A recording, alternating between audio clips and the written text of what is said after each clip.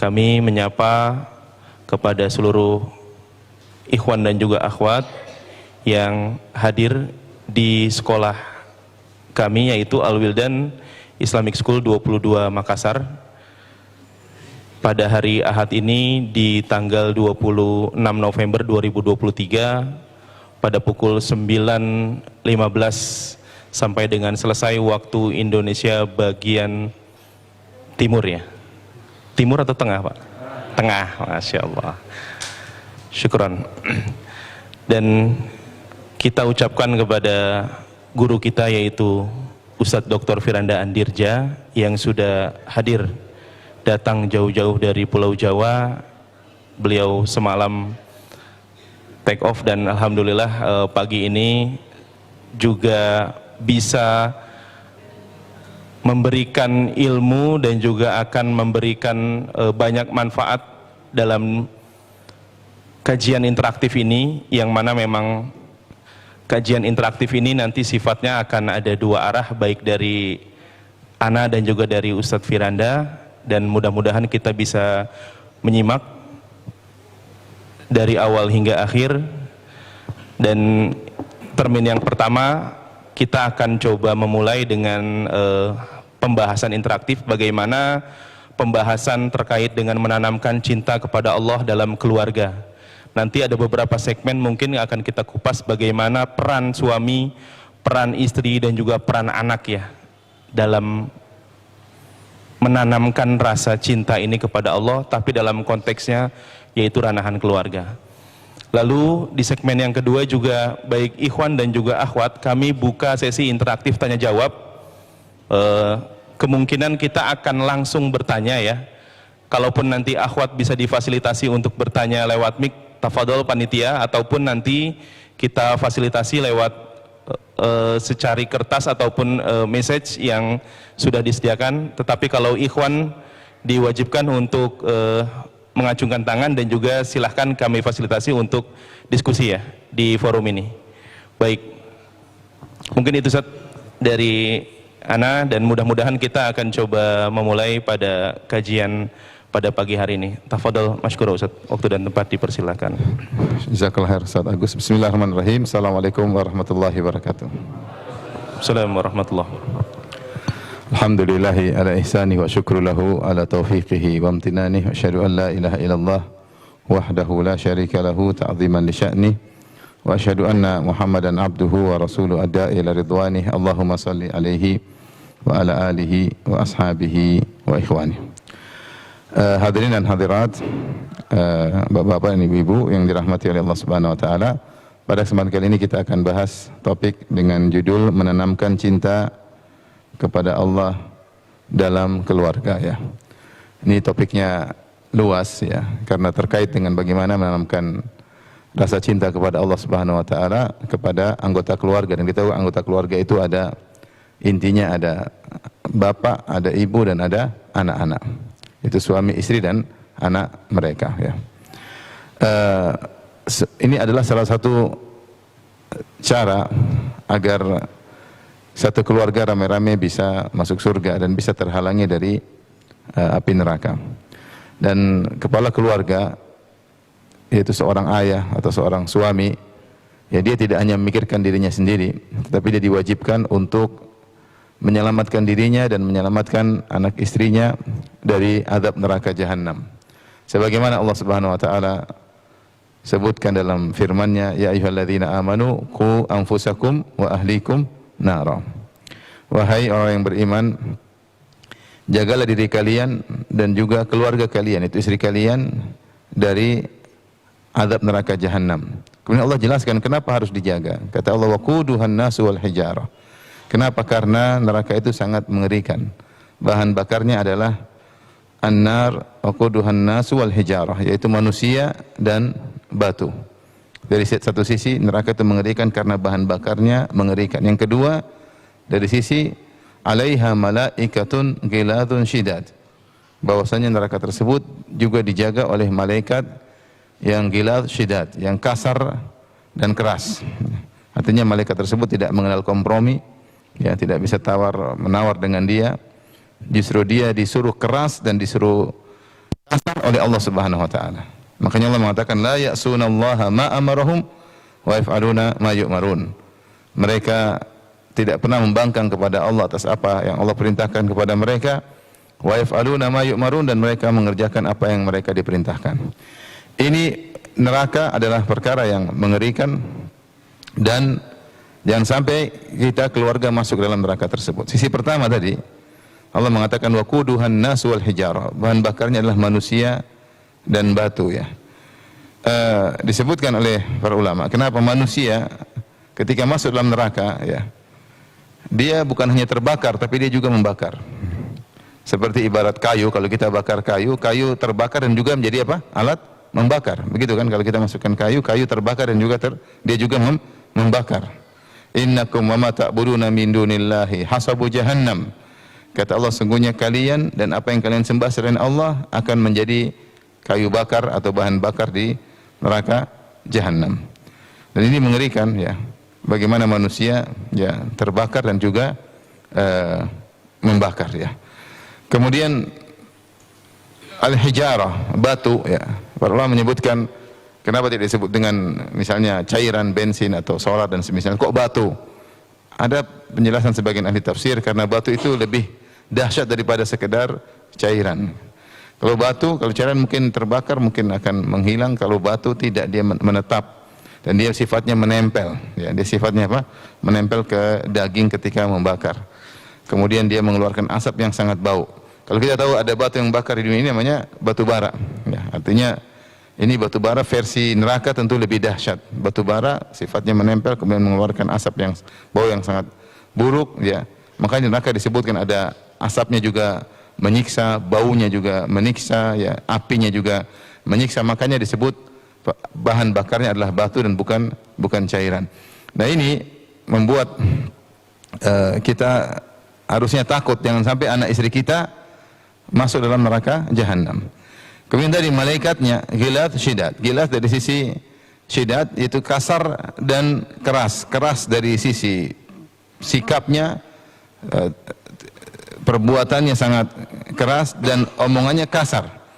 Omongannya kasar. Seperti firman Allah Subhanahu wa taala, yauma yud'auna ila nari jahannam da'a. Hari di mana para penghuni neraka didorong oleh malaikat dengan paksa.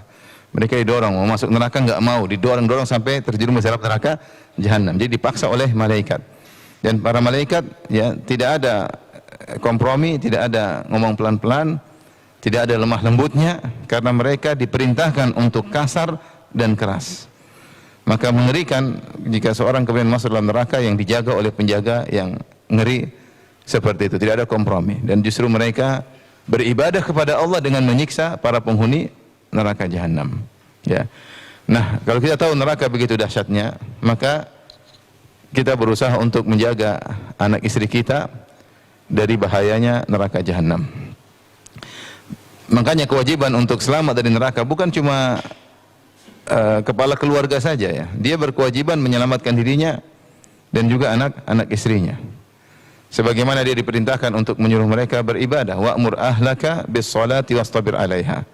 Perintahkanlah keluargamu untuk salat, ya. Bukan cuma dia yang salat, suruh keluarganya juga salat. Bukan cuma dia saja tidak bermaksiat, keluarganya juga tidak boleh bermaksiat. Allah berfirman, qu anfusakum wa ahlikum. Jagalah diri kalian dan ahlikum. Al-ahl dalam bahasa Arab dibawakan oleh para tafsir. Al-ahl dalam bahasa Arab aslinya adalah maknanya istri, ya. Seperti dalam firman Allah dalam surat Hud, kata para malaikat kepada Sarah, istrinya Nabi Ibrahim, qalu ata'jabina min amrillah rahmatullahi wa barakatuhu alaikum ahlal bait. Ya. Apakah engkau heran dengan keputusan Allah, wahai Sarah? Sungguhnya rahmat Allah dan keberkahannya akan turun kepada kalian, wahai ahlul bait. Ahlul bait maksudnya istri. Maksudnya apa? Maksudnya adalah istri Nabi Ibrahim itu siapa? Sarah, ya. Ya. Innama yuridullahu liyudhhiba ankumur rijsa ahlal bait, ya.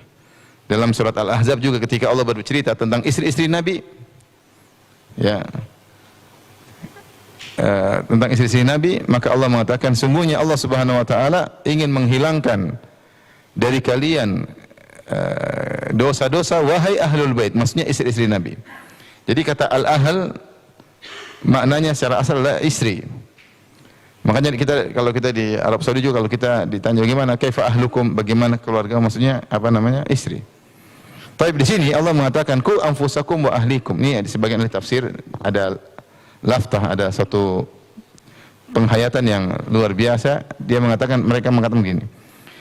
Ku anfusakum wa ahlikum nar. Kalau kita artikan secara letterlek, jagalah diri kalian wahai para suami, para laki, dan istri kalian dari api neraka. Baik. Kenapa anak-anak tidak disebutkan? Seharusnya ku anfusakum wa auladakum wa ahlikum nar. Harusnya demikian. Jagalah dirimu, anak-anakmu dan istri-istrimu dari api neraka jahanam. Kenapa tidak disebut anak-anak? Langsung jagalah diri kalian dan istri-istri kalian dari neraka jahanam. Ini poin penting. Karena sungguhnya mereka menjelaskan anak-anak adalah kita sendiri. Anak-anak kita itu kita sendiri. Anak-anak kita adalah kita sendiri. Karena jika mereka baik, maka yang mengambil faedah pertama kali adalah kita sebagai orang tuanya.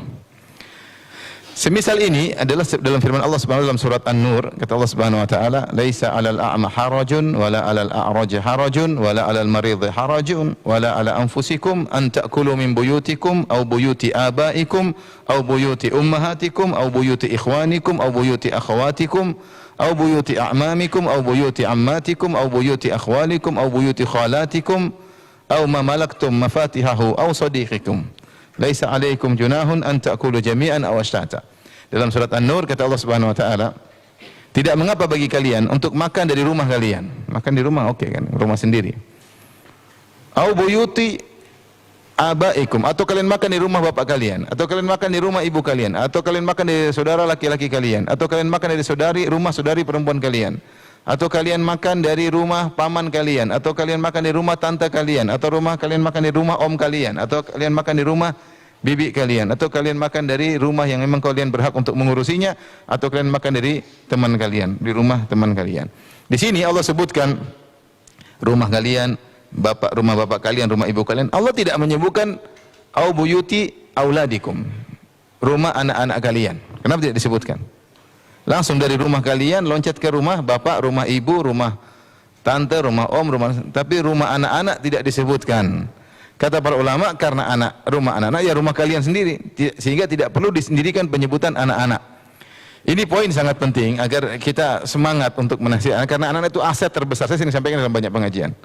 Anak-anak itu adalah aset terbesar kita untuk meraih kesuksesan kita di dunia maupun di akhirat, terlebih lagi di akhirat. Ya. Sementara dalam ayat yang lain Allah menyendirikan penyebutan anak-anak seperti firman Allah Subhanahu wa taala, wa'lamu annama amwalukum wa auladukum fitnah wa annallaha 'indahu ajrun 'azim. Ketahuilah bahwasanya anak-anak kalian dan istri kalian adalah fitnah, ujian. Disebutkan anak dan istri, ya. Karena fitnah tersebut muncul dari anak-anak dan juga dari istri, ya. Inna min azwajikum wa auladikum aduwwan lakum fahdharuhum. Dalam ayat yang lain ketahuilah bahwasanya di antara istri kalian, di antara anak-anak kalian adalah musuh bagi kalian. Waspadalah, yaitu anak istri bisa membuat seseorang malas beribadah atau terjerumus dalam kemaksiatan, maka Allah menyebutkan anak istri bisa menjadi musuh. Ya. Tapi ketika dalam masalah ketaatan, Allah tidak menyendirikan penyebutan anak-anak.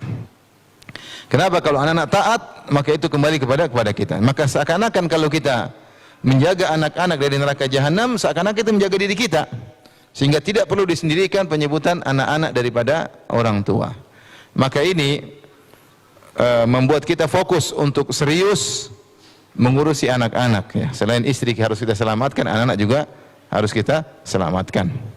Ya, karena anak-anak adalah aset yang terbesar, sebagaimana dalam hadis kata Nabi SAW, ya, inna atyaba ma akaltum min kasbikum, sungguhnya sebaik-baik kalian makan adalah dari hasil kerja kalian sendiri. Wa inna auladakum min kasbikum, dan anak-anak kalian adalah hasil kalian. Jadi, makan di rumah anak enggak ada masalah, ya. Bahkan dalam hadis kata Nabi SAW, anta wa maluka li abik. Rasulullah berkata kepada seorang anak, engkau dan hartamu milik ayahmu. Jadi anak itu adalah daging kita. Maka seriuslah, sebagaimana kau ingin selamat dari neraka, maka seriuslah dalam mengurusi apa? Anak-anak, ya. Anak-anak. Maka Ini poin yang harus kita perhatikan ketika kita serius mengurusi anak-anak. Anak-anak adalah aset yang terbesar. Bahkan sebagian ulama mengatakan ya, tidak terbatas pada anak kita saja, bahkan cucu-cucu kita. Kalau mereka soleh dan soleha, kita juga dapat pahala. Ya. Itulah aset bagi kita, aset bagi kita. Karena dia kembali kepada binnya kepada kita, binnya kepada kita. Mau keturunan 7, binnya kembali kepada kita. 7 turunan. Jika mereka baik dengan sebab kita, maka semua pahala akan mengalir kepada kita. Ketemu kawan, ya, dia sedih. Dia bilang, Ustaz, susah anak saya, Ustaz. Ya, karena saya dapat hidayah terlambat, ya. Anak sudah terlanjur nakal. Saya mau arahkan kepada kebaikan, dia sudah enggak mau karena sudah terlanjur apa? Nakal, ya. Karena saya juga dapat hidayah terlambat. Saya bilang, anakmu punya anak lain enggak? Iya, saya punya cucu. Itu cucu itu perhatikan. Kalau kau gagal dalam tanda kutip gagal mengurusi anakmu, jangan kau gagal mengurusi juga apa? Cucumu. Perhatian, karena cucumu itu adalah anakmu juga. Cucumu itu anakmu juga, ya. Jadi kalau kita punya anak, kita punya cucu banyak, kita perhatian sama mereka, kita arahkan mereka, maka pahala ngalir sama kita. Dan kita ini umur cuma seberapa sih? Umur enggak tahu berapa, cuma sebentar ya. Umur umat Islam antara 60 sampai 70 ya. Apalagi sekarang di antara tanda-tanda hari kiamat, al-maut al-mufaji', yaitu kematian yang tiba-tiba. Kematian yang tiba-tiba, tidak diduga, atau masih muda, atau meninggal dunia. Nah, kalau kita punya aset, anak-anak itu aset terbaik. Anak kita soleh, cucu-cucu kita soleh, cicit-cicit kita soleh. Di bawah cicit apa lagi? Cacat-cacat kita. Semuanya soleh, kita yang dapat pahala. Kita enggak sadar, kita di alam barzah, pahala terus mengalir, subhanallah. Pahala terus mengalir. Ya. Anak-anak kenapa baca Quran, anak sholat? Karena kita yang dulu mengarahkan mereka. Kita mengarahkan mereka. Anak-anak kalau kita tidak arahkan, maka pahalanya tidak ngalir sama kita. Tapi kalau mereka soleh dan soleha karena arahan kita yang berusaha, kita yang masukkan pondok, kita yang panggil guru ngaji, kita yang ajak pengajian, kemudian mereka soleh dan soleha karena usaha kita, maka semua pahala yang mereka lakukan ngalir sama kita. Adapun kalau dosa mereka lakukan nggak ngalir, ya nggak mengalir karena kita tidak pernah mengajarkan dosa bagi mereka. Kullu nafsin bima kasabat rahina. Masing-masing tanggung jawab dengan apa yang dia lakukan. Ini poin. Kenapa pembahasan ini terkait dengan keluarga? Karena yang perlu selamat bukan cuma kita sendiri, anak istri kita juga. Harus kita tegas, larang mereka dari maksiat. Ya, jangan karena saking cinta kepada anak dan istri akhirnya kita biarkan mereka manja dan akhirnya biarkan mereka terjerumus dalam maksiat. Kita biarkan mereka dengar musik-musik, kita dibiarkan mereka nonton film Korea. Ya. Dan kita biarkan karena sayang kepada mereka, akhirnya kita menjerumuskan mereka dalam neraka jahanam. Sungguhnya kalau mereka melakukan maksiat, kita akan diminta pertanggungjawaban oleh Allah Subhanahu wa taala. Maka tidak boleh seorang egois ya. Yang penting istri saya, anak saya apa urusan, enggak ada peduli. Yang penting saya ngaji. Yang penting apa? Saya ngaji. Kalau istri saya masuk neraka biarin aja, masih banyak bidadari di surga. Enggak boleh begitu ya. Kita harus bawa anak istri kita ke surga karena mereka adalah tanggung jawab kita. Semuanya amanah. Anak-anak amanah, istri juga amanah. Rasulullah SAW telah bersabda, ittaqullaha fin nisa, bertakwalah kepada Allah dalam bermuamalah dengan para istri. Fa innakum akhadhtumuhunna bi amanatillah. Bertakwalah kepada Allah dalam bermuamalah dengan para istri, sungguhnya kalian telah mengambil mereka dari orang tua mereka bi amanatillah, dengan amanah dari Allah. Ini amanah, harus diurus baik-baik ya. Wastahlaltum furujahunna bi kalimatillah, dan kalian telah menghalalkan kemaluan mereka untuk kalian gauli dengan kalimat Allah Subhanahu wa taala, dan akad nikah. Tapi jadi anak istri adalah amanah yang harus kita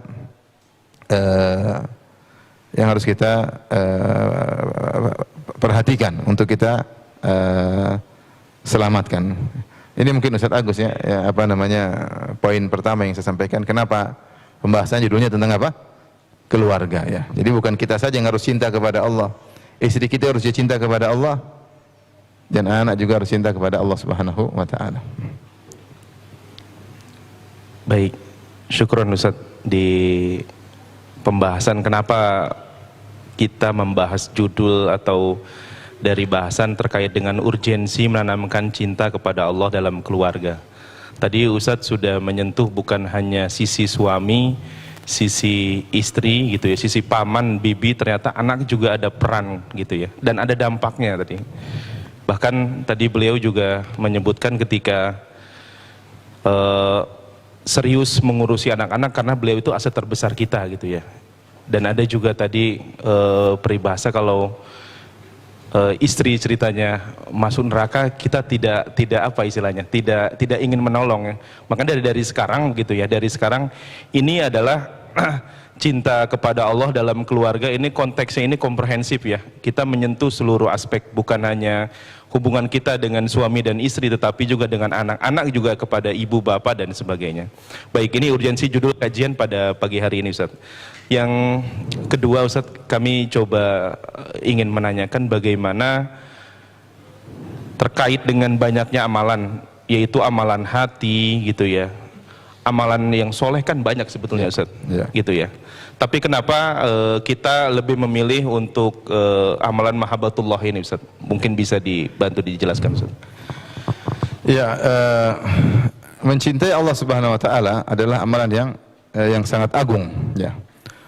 Termasuk mencintai Allah dan mencintai Rasulullah sallallahu alaihi wasallam. Mencintai Rasulullah konsekuensi dari mencintai Allah Subhanahu wa taala. Tapi intinya kita kembali kepada perkara poin yang inti adalah mencintai Allah Subhanahu wa taala. Misalnya Rasulullah SAW bersabda, "Man ahabba lillah wa abghadha lillah wa a'ta lillah wa mana'a lillah faqad istakmala al-iman." Siapa yang mencintai karena Allah dan siapa yang membenci karena Allah, siapa yang memberi karena Allah dan mencegah tidak memberi karena Allah, maka telah sempurna imannya. Telah sempurna apa? Imannya. Ini menunjukkan orang yang cinta kepada Allah dengan cinta yang benar, maka imannya telah sempurna.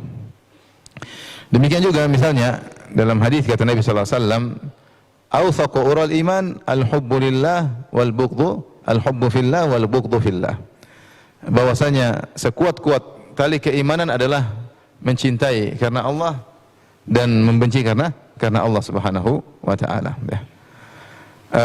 Dan oleh karenanya kita dapati sebagaimana perkataan Ibnu Taimiyah rahimahullahu taala ketika menjelaskan tentang sifat mahabbatullah, seorang hamba mencintai Allah Subhanahu wa taala, maka beliau mengatakan al-mahabbah hiya allati tuharrik. Bahwasanya mahabbah, cinta kepada Allah, itulah yang menggerakkan seorang untuk semangat beribadah, menggerakkan seorang untuk meninggalkan maksiat. Tidaklah orang malas beribadah kecuali karena cintanya kepada Allah kurang, sehingga dia tidak termotivasi untuk beribadah. Itu kita bisa mengukur diri kita sendiri. Kenapa kita tidak semangat beribadah? Karena rasa cinta kepada Allah kurang. Dan sebaliknya, tidaklah seorang terjerumus dalam maksiat kecuali dia kurang cinta kepada Allah, sehingga dia mendahulukan cinta kepada syahwatnya, kepada dunianya daripada cinta kepada Allah Subhanahu wa taala. Ini gambaran sederhana bagaimana bahwasanya cinta kepada Allah perkara yang sangat urgent. Seorang sulit merasakan keikhlasan kalau dia tidak cinta kepada Allah Subhanahu wa taala. Tapi kalau dia cinta sama Allah, maka dia mudah untuk ikhlas. Semua karena Allah Subhanahu wa taala. Allah lihat saya, Allah perhatian saya enggak peduli dengan orang, yang penting Allah Subhanahu wa taala suka dengan perbuatanku, selesai. Ketika dia fokus, dia cinta sama Allah, dia mudah untuk meraih apa? Keikhlasan. Dia tidak peduli dengan perkataan netizen. Karena yang bagi dia bagaimana komentar Allah kepada dirinya, bukan komentar netizen terhadap dirinya. Dan orang yang seperti ini, pusat perhatiannya bagaimana agar Allah ridha kepadanya, karena dia cinta kepada Allah Subhanahu wa taala. Sehingga orang yang cinta kepada Allah mudah untuk ikhlas dalam segala kegiatannya. Demikian juga orang yang cinta kepada Allah Subhanahu wa taala, maka dia mudah khusyuk untuk beribadah. Mudah khusyuk untuk beribadah karena dia beribadah dengan semangat. Dia merasakan kelezatan ketika berkhulwat dengan Allah Subhanahu wa taala. Dia merasa kelezatan ketika salat malam, dia merasa kelezatan ketika baca Al-Qur'an, sehingga dia lebih khusyuk. Dia lebih khusyuk. Makanya ibadat al-qalbiyah, ibadah hati itu dibangun atas tiga, yaitu al-mahabbah, kemudian ar-raja dan al-khauf. Ar-raja dan al-khauf itu cinta kepada Allah, berharap dan takut. Kita ini kalau beribadah kepada Allah karena berharap dan takut masih mudah kita lakukan. Artinya biasa. Kita ibadah karena ingin dapat surga, ibadah karena takut masuk neraka. Poin yang penting yang perlu kita tambahkan adalah karena cinta kepada Allah, cinta kepada Allah. Maka kalau kita lihat bagaimana Nabi sallallahu alaihi wasallam ya, dalam banyak hadis berusaha ya, menjelaskan tentang sifat-sifat Allah Subhanahu wa taala agar kita bisa cinta kepada Allah Subhanahu wa taala. Agar kita bisa cinta kepada Allah Subhanahu wa taala. Karena ini poin penting. Inilah yang menjadikan ibadah itu lezat. Itu yang menjadikan ibadah nikmat, ya. Ya, itu apa namanya? Merasakan ta'mal iman, merasakan manisnya iman, ya. Merasakan manisnya iman ketika kita cinta kepada Allah Subhanahu wa taala. Maka contoh seperti ketika Nabi sallallahu alaihi wasallam melihat ada suatu kondisi seperti hadis yang masyhur ketika ada seorang wanita di tengah tawanan-tawanan, dia kehilangan anaknya. Ibu ini tawanan, kemudian dia kehilangan anaknya karena perang. Entah anaknya di mana, dia di mana. Maka dia cari-cari anaknya. Dia cari dengan penuh ketakutan, dengan penuh kekhawatiran. Kemudian akhirnya dapati anaknya tersebut, lantas dia pun memeluk anaknya dan dia susui anaknya tersebut. Ini kira-kira adalah gambaran kasih sayang yang paling tertinggi dalam kehidupan dunia, bahwasanya kasih sayang yang terbaik adalah seorang ibu kepada anaknya. Mengalahkan kasih sayang manapun. Mengalahkan kasih sayang ayah kepada anak, anak kepada orang tua, kakak terhadap adik, adik terhadap kakak, suami terhadap istri, istri terhadap suami. Semuanya ada kasih sayang, tapi masih kalah. Kasih sayang paling besar adalah kasih sayang seorang ibu terhadap apa? Anak. Enggak ada yang, karena anak itu pernah dalam perutnya, anak itu menyusui darinya, anak itu darah dagingnya. Semuanya ibu bagaimana perhatian terhadap anaknya. Maka kecintaan paling besar di alam semesta adalah ibu terhadap anaknya. Terlebih lagi ibu tersebut baru kehilangan anaknya. Dia baru kehilangan anaknya, jadi anaknya enggak ada. Dengan penuh kekhawatiran, akhirnya dia temukan, kemudian dia segera menyusui anaknya. Inilah cinta paling besar dalam ibu kepada anak dalam kondisi seperti ini. Mungkin saya sering sampaikan juga kisah tentang seorang lelaki yang selamat ketika ada kapal di Mesir yang tenggelam. Dia cerita ketika kapal akan mulai tenggelam, dia melihat seorang ibu dalam kondisi orang ketakutan, orang teriak-teriak. Ibu tersebut tetap menyusui anaknya sebelum tenggelam barang-barang. Ya, dalam kondisi terdesak tersebut dia tetap menyusui apa? Anaknya. Artinya demikian ibu kepada anaknya, luar biasa. Kita lihat ibu kita lagi ngantuk-ngantuk tetap menyusui adik kita misalnya atau istri kita. Bagaimana perhatian terhadap anak kita, ya. Nah, maka Rasulullah berkata kepada para sahabat yang hadir, "Atarawna anna hadhihi al-mar'ata?" Ya, apa kalian melihat, ya, ibu ini akan melemparkan anaknya finnar, anaknya akan lemparkan di api? Kata para sahabat, tentu tidak ya Rasulullah. Bagaimana seorang ibu yang sangat sayang kepada anaknya kemudian dilemparkan di api neraka? Tentu dia akan sayang kepada anaknya. Maka Rasulullah SAW mengatakan, "Lallahu arham bi ibadihi min hadhihi bi waladiha." Sungguhnya Allah lebih sayang kepada hamba-hambanya daripada ibu ini terhadap anaknya. Ini Rasulullah SAW ingin jelaskan agar kita cinta kepada Allah Subhanahu wa taala. Ya, Allah lebih sayang kepada kita daripada ibu kita kepada kita, ya. Oleh karenanya ada penjelasan dari sebagian ulama sederhana, ya. Kenapa ibu kita sangat sayang kepada kita? Karena kita pernah dalam perutnya. Kita pernah makan dari darahnya, ya, dari dalam plasenta, dalam rahimnya kita makan. Kemudian dia yang menyusui kita, ya. Dia keluar dari tubuh, ya, kita keluar dari tubuh ibu kita dengan sementara ibu kita bertarung dengan kematian, ya. Bahkan sebagian orang tua mungkin lebih baik dia mati, yang penting anaknya selamat. Kenapa? Dia sangat sayang kepada anaknya karena anak itu dalam perutnya, pernah hidup dalam perutnya. Logika sederhana, Allah lebih sayang kepada kita karena Allah yang menciptakan kita. Ibu hanya sekedar tempat untuk kita bernaung di situ. Tapi sebenarnya yang menciptakan kita, yang meniupkan ruh kepada kita, yang membentuk tubuh kita, yang menyusun kita adalah Allah Subhanahu wa taala. Dialah Al-Musawwir, yang membentuk kita. Ya. Fi ayyi suratin ma syaa rakkabak.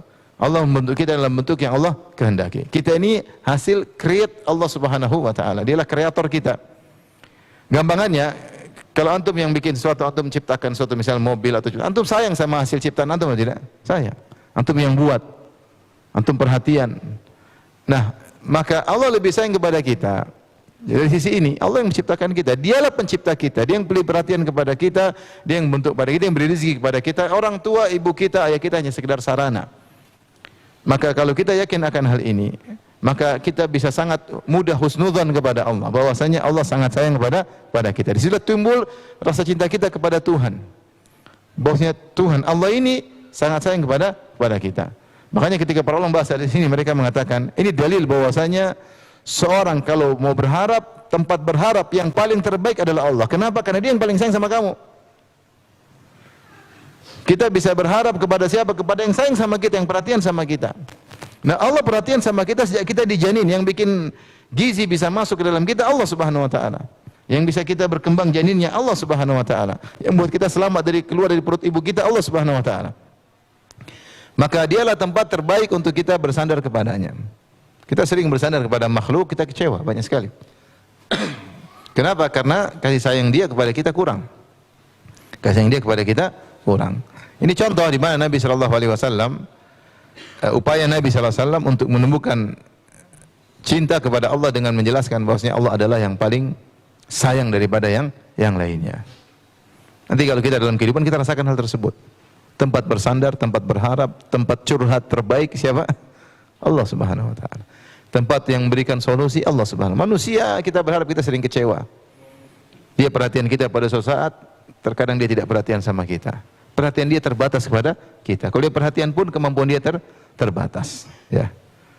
Betapa banyak orang kecewa dengan kawannya misalnya, dia berharap ekspektasi terlalu tinggi kepada kawan, ternyata kawannya tinggalkan dia. Kenapa? Dia sayang kawannya kepada dia terbatas.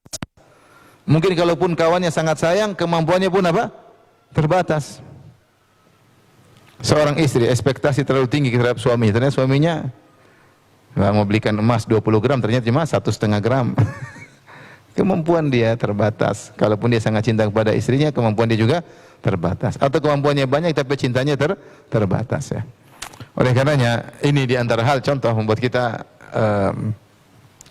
menjadi cinta kepada Allah Subhanahu wa taala. Contoh lagi misalnya Nabi sallallahu alaihi wasallam ketika menjelaskan tentang bagaimana Allah sangat mudah menerima taubat. Hadis yang masyhur juga yang sering antum dengar ya. Kata Nabi sallallahu alaihi wasallam, "Lallahu ashaddu farahan bi taubati 'abdihi hina yatubu ilaihi min ahadikum kana bi ardi falatin ya ala rahilatihi." Kata Nabi sallallahu alaihi wasallam, sungguh Allah Subhanahu wa taala lebih gembira dengan tobatnya seorang hamba kepada Allah ketika bertobat kepada Allah daripada gembiranya seorang yang sedang berada di tengah padang pasir dengan ontanya fanfalatat minhu, tahu-tahu ontanya kabur darinya, wa alaiha ta'amu wa syarabuhu, sementara ontanya tersebut membawa bekal makan dan minumnya. Kemudian akhirnya dia pun putus asa, fataja ala zilli tahta zilli syajarah, kemudian dia pun berbaring di bawah sebuah pohon, dia menunggu kematiannya. Qad ayisa min rahilatihi, dia bilang ontanya tidak bakalan balik. Bekalnya sama ontanya, minumnya sama ontanya, maka dia tinggal tunggu di bawah pohon, menanti kematian datang secara bertahap. Mulai dia haus, mulai dia lapar, keringat bercucuran, dan dia yakin dia bakalan mati. Qad ayisa, dia sudah putus asa dari ontanya. Fa bainama huwa kadzalik, ketika dia sedang dalam kondisi putus asa menanti kematian datang secara tadrijian, bertahap, idh huwa biha qa'imah, tiba-tiba ontanya datang lagi. Fa akhadha bi khitamiha, maka dia pun segera mengambil tali kekang onta tersebut, wa 'alaiha ta'amuhu wa syarabuhu, ternyata bekalnya masih ada. Bekalnya masih ada. Mungkin ontanya kabur berapa jam, dia sudah pikir mau mati, atau datang lagi ontanya, datang lagi ke tempat dia, bekalnya masih ada, segera dia pegang tali kekang ontanya biar tidak ucul lagi, tidak kabur lagi. Saking gembiranya dia berkata, Allahumma anta abdi wa ana rabbuk. Ya Allah, sungguh engkaulah hambaku dan aku sungguh Tuhanmu ya Allah. Kata Nabi SAW, akhta'a min syiddatil farah, dia salah ngomong karena saking gembiranya. Allah bilang, Allah lebih gembira daripada dia kalau ada hambanya yang bertobat kepada Allah. Dan siapa di antara kita tidak melakukan maksiat? Kita kalau melakukan kesalahan sama orang, kita berdebar luar biasa, takut, malunya luar biasa, tidak mau ketemu salah sama dia, takut digampar sama dia, takut dipermalukan oleh dia, takut luar biasa. Terus kita bingung bagaimana kita mau atur kata-kata untuk minta maaf sama dia. Susah. Susah. Kalau kita sudah atur kata-kata, kita sudah nangis-nangis, belum tentu dia maafkan, belum tentu. Bahkan terhadap orang yang sangat sayang kepada kita. Betapa banyak anak-anak salah sama ibunya, dan ibu yang paling sayang sama dia, minta maaf, ibunya nggak maafin. Ada atau tidak? Ada. Dia minta maaf sama ibunya, ibu tidak maafin, karena saking parah kesalahan dia. Ibu bilang, jangan kau anggap aku ibumu. Ya, saking marah kepada anaknya. Padahal itu makhluk sosok yang paling sayang sama dia, terkadang sudah habis toleransinya, dia pun tidak bisa maafkan anaknya karena kesalahan sangat besar. Allah Subhanahu wa taala, kalau kita melakukan kesalahan, kita minta maaf sangat mudah. Kalaupun kita tidak bisa mengungkapkan kata-kata, udah diam aja nangis, Allah sudah ngerti. Allah sudah ngerti. Lihatlah kasus membunuh 100 nyawa. Dia sudah membunuh 100 nyawa. Dek, lihat bawa dek. Nah, oke. Ketika dia sudah membunuh 100 nyawa, kemudian dia ingin bertobat. Dia belum sholat, dia baru ingin bertobat. Dalam hatinya, dia belum mengungkapkan dalam hatinya, aku bertobat kepada Allah. Dia belum mengungkapkan isi hatinya, tapi dia ingin bertobat. Kemudian dia berjalan menuju negeri orang-orang soleh, kemudian dia meninggal di tengah jalan, Allah pun ampuni dia. Jadi ini subhanallah, memberi kita cinta kepada Allah. Tuhan kita ini begitu baik, luar biasa. Kita maksiat, dia masih kasih kita harta. Kita maksiat, dia masih nutupi aib-aib kita, tidak dia bongkar. Terkadang pun ketika Tuhan kita menegur kita, kita dikasih musibah agar kita sadar. Saya punya kawan, ketemu kawan, subhanallah, dia celaka, nakal. Dia cerita sama saya langsung. Dulu kacau, tahu-tahu dia naik mobil malam-malam kecelakaan. Disangka dia bakalan mati. Ternyata dia masih hidup, ya. Orang menyangka dia sudah bakalan mati. Sejak dia celaka tersebut, dia ngaji, ngaji sunnah, dan dia bersyukur dia celaka. Kalau tidak, dia tidak bakalan kenal nikmatnya iman. Tidak bakalan kenal nikmatnya iman. Dia tahu bagaimana nikmatnya iman setelah dia tahu memang minum khamar, memang itu ada kelezatan. Tapi semua kalah dengan nikmatnya ketenteraman, kebahagiaan yang diraih oleh seorang yang beriman kepada Allah Subhanahu wa taala. Ini contoh, maksudnya Nabi SAW berusaha menjelaskan kepada umatnya tentang bagaimana agar bisa cinta kepada Allah, karena cinta kepada Allah sangat urgen. Bagaimana kalau istri kita sudah cinta kepada Allah, ya udah dia mau maksiat juga enggak, dia membangkang kepada suami juga. Kenapa dia cinta sama Allah? Allah yang menyuruh saya untuk tidak membangkang kepada suami. Allah yang menyuruh saya untuk tidak berlebihan mubazir dalam belanja misalnya. Allah yang menyuruh saya untuk, dia istri kalau cinta sama Allah dia bangun malam. Dia bilang nanti Allah marah sama saya. Saya tidak ingin dibenci oleh Allah Subhanahu wa taala. Kenapa? Karena cinta kepada Allah. Anak-anak pun demikian, kalau sudah cinta sama Allah dia akan berbakti sama orang tuanya, ya. Menurut saya cinta kepada Allah ini sangat penting. Ketika kita keterikatan hati kita kepada Allah sangat kuat, maka dia merupakan sebab amal-amal ibadah yang lain. Makanya kenapa kita pilih cinta kepada Allah, menanamkan cinta kepada Allah kepada keluarga, karena ini adalah sumber untuk menggerakkan yang lainnya. Ya, kalau orang sudah cinta sama Allah, bersedekah gampang, mau ke masjid gampang, sholat berjamaah gampang, mau taat kepada suami gampang, mau mengeluarkan uang untuk anak istri mudah, berbakti sama orang tua juga mudah. Kenapa? Karena dibangun di atas cinta kepada, ini semua perintah Allah. Saya cinta sama Allah dan saya ingin dicintai oleh Allah, maka saya melakukan apa yang dicintai oleh Allah Subhanahu wa taala. Dan saya meninggalkan apa yang dibenci oleh Allah Subhanahu wa taala. Saya tidak ingin dibenci oleh Allah. Saya tetap ingin cinta kepada Allah Subhanahu wa taala. Di antara cerita yang menarik tentang urgennya cinta kepada Allah. Artinya ada seorang mungkin meskipun dia melakukan maksiat, tapi dia ada cinta meskipun mungkin kadarnya lemah. Kisah seorang sahabat yang diberi julukan himar, yang selalu minum khamar. Ketika dia minum khamar didatangkan, mungkin syahwatnya mendominasi dia sehingga dia ketahuan minum khamar, dicambuk. Kemudian bertobat, kemudian syahwatnya mendominasi dia, minum khamar lagi, ketahuan lagi, dicambuk lagi. Saya beberapa kali dicambuk. Sampai ada seorang sahabat yang mengomentari, laknatullah alaih, semoga Allah melaknatnya orang ini. Terlalu sering dia didatangkan untuk dicambuk. Sudah dicambuk enggak tobat-tobat. Ya, dia imannya lagi lemah, syahwat lagi mendominasi. Maka Rasulullah tegur, kata Rasulullah, la tal anhu. Jangan kau laknat lelaki ini. Fa innahu yuhibbullaha wa rasulah. Sungguhnya dia cinta kepada Allah dan Rasulnya. Subhanallah. Rasulullah melarang orang ini dilaknat karena dia masih, meskipun kadar cintanya sedikit, tapi dia cinta kepada Allah dan Rasulnya. Menghalangi dia untuk terlaknat. Ini bagaimana agungnya apa? Cinta kepada Allah Subhanahu wa taala. Di antara lagi seperti hadis yang menunjukkan agungnya cinta kepada Allah. Kisah seorang Arab Badui yang datang kepada Nabi SAW dan berkata, "Ya Rasulullah, mata sa'ah, wahai Rasulullah, kapan hari kiamat?" Maka Rasulullah SAW balik bertanya kepadanya, "Wa madza a'dadta laha?" Apa yang kau siapkan untuk bertemu dengan hari kiamat? Maka dia berkata, "Ma a'dadtu laha bi kathrati salati wa siyamin wala sadaqah, walakinni uhibbullaha wa rasulah." Aku tidak mempersiapkan diriku bertemu dengan hari kiamat dengan banyaknya salat. Saya salat tapi tidak banyak. Saya puasa namun tidak banyak. Saya sedekah namun tidak banyak. Tapi ada satu amalan andalan, yaitu aku mencintai Allah dan Rasulnya. Subhanallah, amalan andalan. Makanya kata Nabi SAW, "Al-mar'u ma'aman ahab", seorang akan bersama dengan orang yang dia cintai. Ya, maka cinta kepada Allah ini adalah amalan andalan. Seorang berusaha menemukan cintanya kepada Allah Subhanahu wa taala. Saya renungkan bagaimana 7 golongan di antaranya kata Nabi SAW, rajulun qalbuhu mu'allaqun bil masajid, seorang yang hatinya rindu ingin ke masjid. Kenapa? Karena dia cinta sama Allah. Karena cinta kepada Allah, makanya dia ingin ke masjid, dia ingin bermunajat dengan Allah. Dalam munajat tersebut, dia merasa kelezatan yang dia rasakan. Saya renungkan kenapa seorang bisa bangun malam meskipun dia dalam kondisi kantuk, dia ingin sholat. Kenapa? Dia ingin bermunajat dengan yang dia cintai, yaitu Allah Subhanahu wa taala. Karena di balik munajat tersebut, dia merasakan kelezatan luar biasa.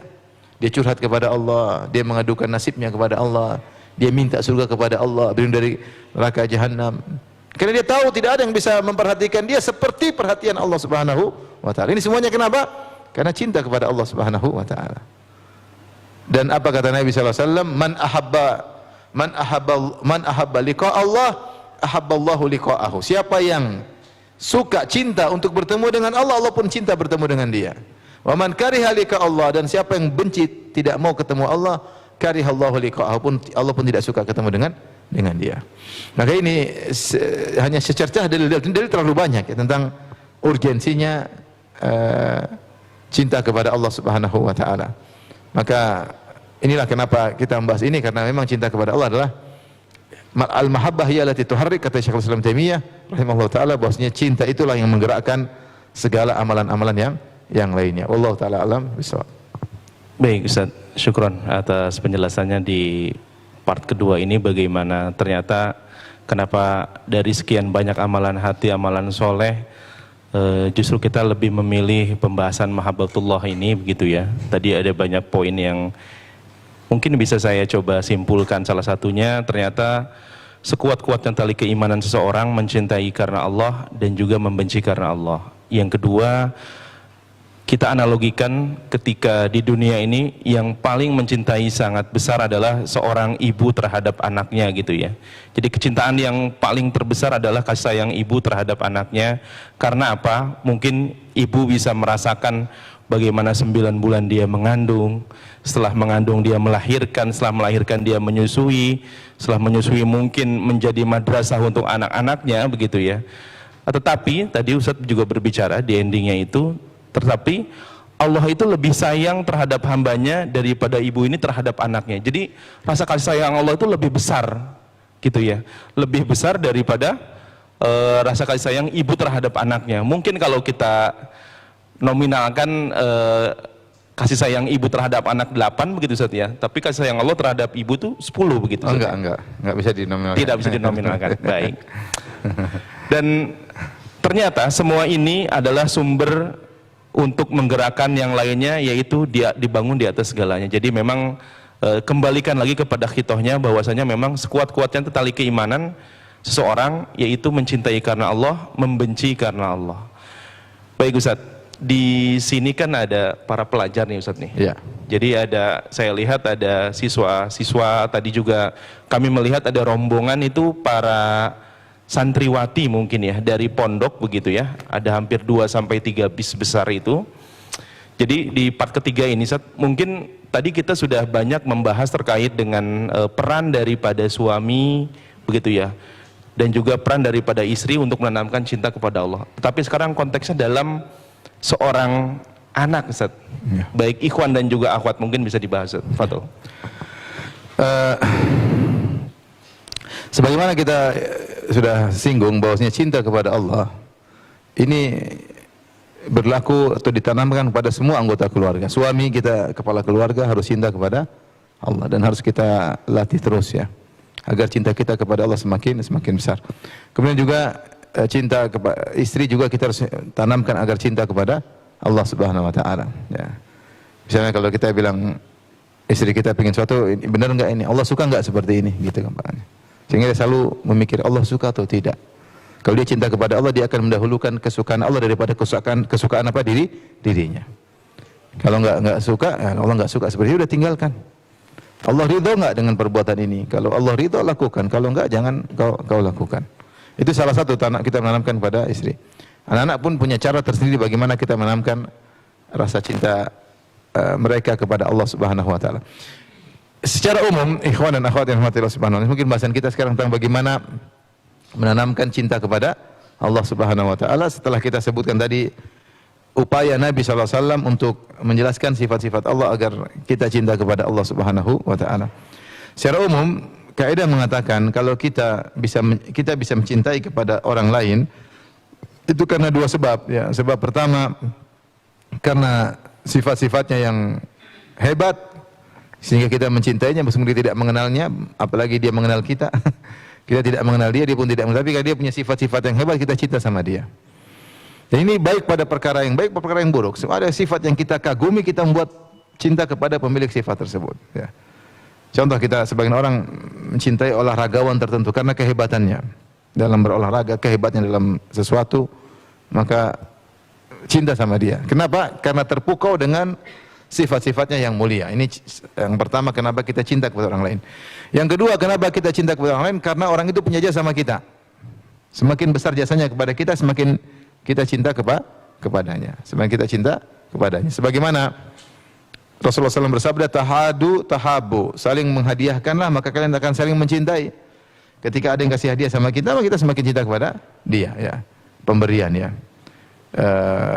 Seperti perkataan seorang penyair, ahsin ilan nasi tasta'bid qulubahumu fatalama sta'badal insana al-ihsanu. Kata seorang penyair, berbuat baiklah kepada manusia, niscaya kau akan mengambil hati mereka. Betapa kuat perbuatan baik kepada orang yang merebut hati seseorang. Karena kalau berbuat sama kita nggak bisa apa-apa. Dia baik, sering bantu, ya sudah, kita sayang sama dia ya.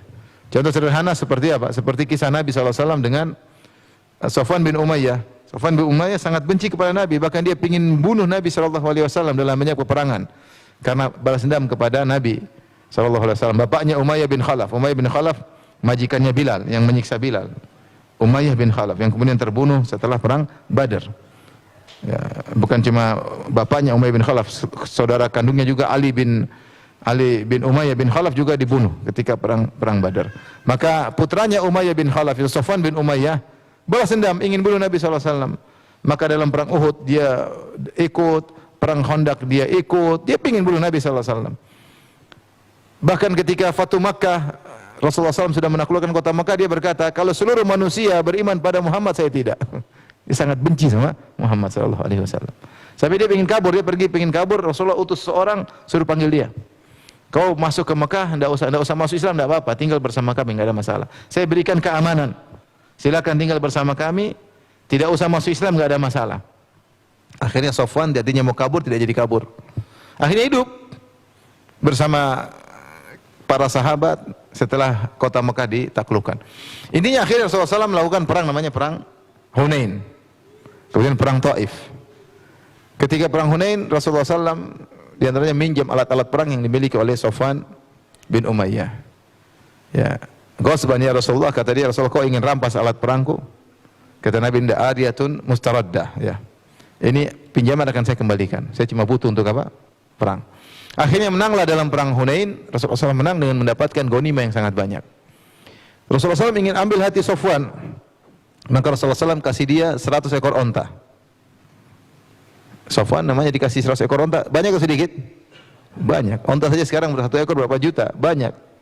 Kalau taruhlah satu ekor 3.000 real. 3.000 real berapa? 12 juta. Kali 100 berapa? Banyak. Nggak usah dihitung. Banyak. Kemudian Rasulullah SAW kasih lagi 100 ekor onta. Dia terima lagi. Rasulullah kasih lagi 100 ekor, 3 kali. Rasulullah kasih 100 berarti 300 ekor. Akhirnya membuat hati Safwan berubah. Sofwan berkata, orang yang paling aku benci kepada Nabi adalah Nabi SAW. Wajah yang paling aku benci di atas muka bumi ini adalah wajah Muhammad. Fama bariha yu'tini. Namun dia terus kasih sampai dia adalah wajah yang paling aku cintai di atas muka bumi ini. Pemberian itu kalau orang punya jasa pada orang lain, pasti kita cinta kepada orang yang berjasa pada kita. Nah, kalau ada orang jengkel sama antum kasih aja mobil satu, insya Allah dia berubah pikiran. Kasih mobil kedua, insya Allah dia sangat sayang kepada antum. Kalau mobil ketiga sudah selesai. Antum orang yang paling dicintai di alam semesta ini, lebih daripada ayah dan ibunya. Jadi cinta itu dengan dua cara. Kita bisa mencintai orang lain karena sifatnya yang mulia, kehebatannya, atau karena dia punya jasa sama kita. Makanya para ulama bahas Nabi SAW adalah orang yang harus lebih kita cintai daripada orang lain. Karena Nabi SAW yang sifatnya sangat mulia dan jasanya kepada kita sangat besar. Nah, apalagi kalau kita bicara tentang Allah Subhanahu wa taala. Dua pintu ini membuat kita sangat cinta sama Allah Subhanahu wa taala. Pertama, kita harus mengenal sifat-sifat Allah. Maka di antara cara untuk menumbuhkan cinta kepada Allah dengan pelajari asma wa sifat. Ini sangat penting. Ini cara menumbuhkan cinta kepada Allah secara langsung. Namun sayang, pembahasan tentang asma wa sifat, sifat-sifat Allah, ini kurang diminati. Padahal ini cara langsung. Ketika Allah mengenalkan dirinya, Allah dalam Quran banyak sekali mengenalnya. Wa'lamu annallaha ala kulli syai'in qadir. Ketahuilah. Wa'lamu dalam Al-Quran banyak sekali. Lita'lamu annallaha ala kulli syai'in qadir, anallahu qad ahata bi kulli syai'in ilma. Agar kalian tahu. Dalam Al-Quran, Allahu alladzi khalaqa sab'a samawati wa mil ardi mithlahunna yatanazzal amru bainahunna lita'lamu annallaha ala kulli syai'in qadir, anallahu qad ahata bi kulli syai'in ilma. Dialah Allah yang telah menciptakan langit yang 7, bumi yang 7. Yatanazzal amru bainahunna, setiap hari, setiap saat turun perintah Allah antara langit dan bumi. Semua yang berjalan atas perintah Allah Subhanahu wa taala. Kenapa Allah jelaskan ini semua? Lita'lamu, agar kalian tahu. Anallahu ala kulli syai'in qadir, bahwasanya Allah Maha Kuasa segala sesuatu. Wa annallaha qad ahata bi kulli syai'in ilma, dan bahwasanya ilmu Allah meliputi segala sesuatu. Allah mengenalkan dirinya dalam hampir setiap lembaran Al-Qur'an, ada nama-nama Allah dan sifat-sifatnya. Allah kenalkan dirinya. Cuma kita tidak berusaha mengenal. Padahal pepatah mengatakan, tak kenal maka tak sayang. Itu pepatah yang benar. Tak kenal maka tak sayang. Semakin kita mengenal sifat-sifat Allah. Wallahul khaliqul bari'ul musawwir. Apa itu khaliq? Apa itu bari? Apa itu musawwir? Pelajari. Demi Allah tambah cinta kepada Allah dengan cepat. Ya. Alimul ghaibi wasyahada, huwar rahmanur rahim. Wallahu la ilaha illahu. Ya, kita ayat sebutkan dalam akhir surat Al-Hasyr nama-nama Allah. Al-Muhaimin, ya, Al-Mu'min. Apa maknanya? Kita pelajari. 99 nama Allah, pelajari. Bukankah Nabi SAW bersabda, "Inna lillahi tis'atan wa tis'ina asman, mi'atan ila wahidah. Man ahsaha dakhala al-jannah." Sungguhnya Allah memiliki 99 nama. 100 kurang 1. Siapa yang memahaminya, ahsaha itu memahaminya, menghayatinya, beribadah dengan nama-nama tersebut, dakhala al-jannah, maka dia masuk surga. Maka nama-nama Allah itu bukan cuma kita hafal, tapi kita hayati. Apa itu Razzaq, ya. Allah Maha Pemberi rezeki. Kita luar biasa, ya. Saya sering renungkan kalau turun dari pesawat, saya lihat misalnya kota Jakarta aja turun, luar biasa, penduduk padat seperti itu. Semuanya makan, subhanallah. Siapa yang nanggung rezeki mereka? Semuanya makan, pagi nasi uduk makan semua. Jumlahnya banyak. Penduduk Jakarta jumlahnya berapa? Ada yang tahu? Jumlah penduduk Jakarta berapa, Ustaz? Katanya beda kalau siang sama malam. Kalau siang Bekasi masuk, Depok masuk, Bogor masuk. Ada yang bilang sampai entah 10 juta, entah 20 juta siang. Kalau malam menurun. Maksudnya banyak sekali manusia, tapi mereka makan semuanya. Ya, makanya Allah mengatakan Innallaha huwar razzaq dzul quwwatil matin. Sungguhnya dia Allah yang Maha Pemberi rezeki, dzul quwwah, pemilik kekuatan. Kenapa Allah gandengkan Maha Pemberi rezeki dengan kekuatan? Kata para ulama, karena Allah bisa memberi rezeki dalam satu waktu semuanya, makhluk seluruhnya. Bukan cuma manusia, hewan-hewan semua di lautan semua Allah kasih rezeki sangat kuat dalam satu waktu. Kemudian juga terus-menerus tanpa berhenti. Siapa yang bisa seperti Allah Subhanahu wa taala? Kita lihat itu, ya Allah, Allah Maha Pemberi rezeki, mudah bagi saya berrezeki. Sehingga kita husnudzon kepada Allah luar biasa. Allah mengasihi sama saya mudah. Orang kemarin miskin tahu-tahu kaya, mudah. Mudah bagi Allah. Sehingga husnudzon kepada Allah, cinta kepada Allah Subhanahu wa taala. Dan masih banyak sifat-sifat Allah yang luar biasa. Al-Halim misalnya. Allah adalah Al-Halim. Al-Halim yaitu yang bisa membalas namun tidak memberi hukuman, dengan berharap orang yang bersalah tersebut bisa merubah dirinya. Betapa banyak masih kita lakukan, haram yang kita lihat, musik-musik yang kita dengar, mungkin kita melakukan ibadah dengan ria, banyak dosa yang kita lakukan, kurang kasar kepada anak istri, kurang sayang kepada mereka, kurang berbakti sama orang tua, tapi Allah masih terus memberikan kita nikmat jalan maksiat yang kita lakukan. Karena Allah Al-Halim, berharap kita bertaubat, berharap kita kembali kepada Allah. Tidak langsung Allah azab, tidak langsung Allah siksa. Artinya sifat-sifat Allah. Nah, kalau kita ingin cinta kepada Allah, mau tidak mau kita harus belajar sifat-sifatnya. Maka saya nasihatkan kepada diri saya juga pada para hadirin untuk pelajari Asma'ullahul Husna. Ya. Ada kajian-kajian tentang nama-nama Allah. Ar-Rahman apa, Ar-Rahim apa, Al-Ghafur apa, At-Tawwab apa, Al-Afu apa bedanya Al-Afu, Al-Ghafar, At-Tawwab, pelajari apa bedanya. Apa maknanya Al-Mu'min, apa maknanya Ar-Razzaq, apa maknanya, dan nama-nama Allah ya. Nah, dengan begitu kita akan cinta kepada Allah Subhanahu wa taala ya. Dan kita semakin bersandar kepada Allah. Tapi masalahnya kita tidak mendalami dan tidak menyelami nama-nama Allah. Padahal Allah mengenalkan dirinya dalam Al-Quran banyak sekali tentang nama-nama dan sifat-sifat. Ini cara pertama yang buat kita mudah untuk menemukan cinta kita kepada Allah Subhanahu wa taala. Cara kedua adalah kita merenungkan tentang jasa Allah kepada kita. Artinya kita merenungkan nikmat yang Allah berikan kepada kita. Terlalu banyak ya. Terlalu banyak. Subhanallah, coba kalau antum mau salat terus antum merenungkan sebentar aja. Ya Allah, ini saya sedang berhadap dengan zat yang menciptakan saya, yang kasih saya hidayah, yang kasih saya rumah, yang kasih saya istri, yang kasih saya anak, yang kasih saya mobil. Bagaimana hati kita begitu mudah untuk khusyuk. Mudah, sementara sebagian orang tidak punya apa-apa, sebagian orang masih jomblo, tidak punya istri, sebagian orang tidak punya anak. Allah kasih saya ini. Ketika kita mau sholat, kita hadirkan sebentar saja, sholat kita insya Allah khusyuk. Karena kita sedang berhadapan dengan zat yang jasanya, nikmatnya tidak terhitung, tidak terhingga kepada kita. Nah, ini membuat kita cinta kepada Allah Subhanahu wa taala. Alhamdulillah kita kumpul, kita ngaji, banyak orang majelis maksiat. Majelis inilah, majelis anulah, majelis ini. Alhamdulillah kita waktu baca Quran, ikut pengajian. Ini nikmat yang luar biasa. Kita pikir bagaimana Allah lahirkan kita dalam kondisi Islam, sementara banyak orang dalam kondisi musyrik. Yang ateis saja banyak. Ateis banyak, yang menyembah batu banyak, menyembah berhala banyak, yang menyembah sapi juga banyak, menyembah monyet juga ada. Yang menyembah matahari juga banyak, menyembah jin, menyembah ruh, menyembah hawa nafsunya banyak.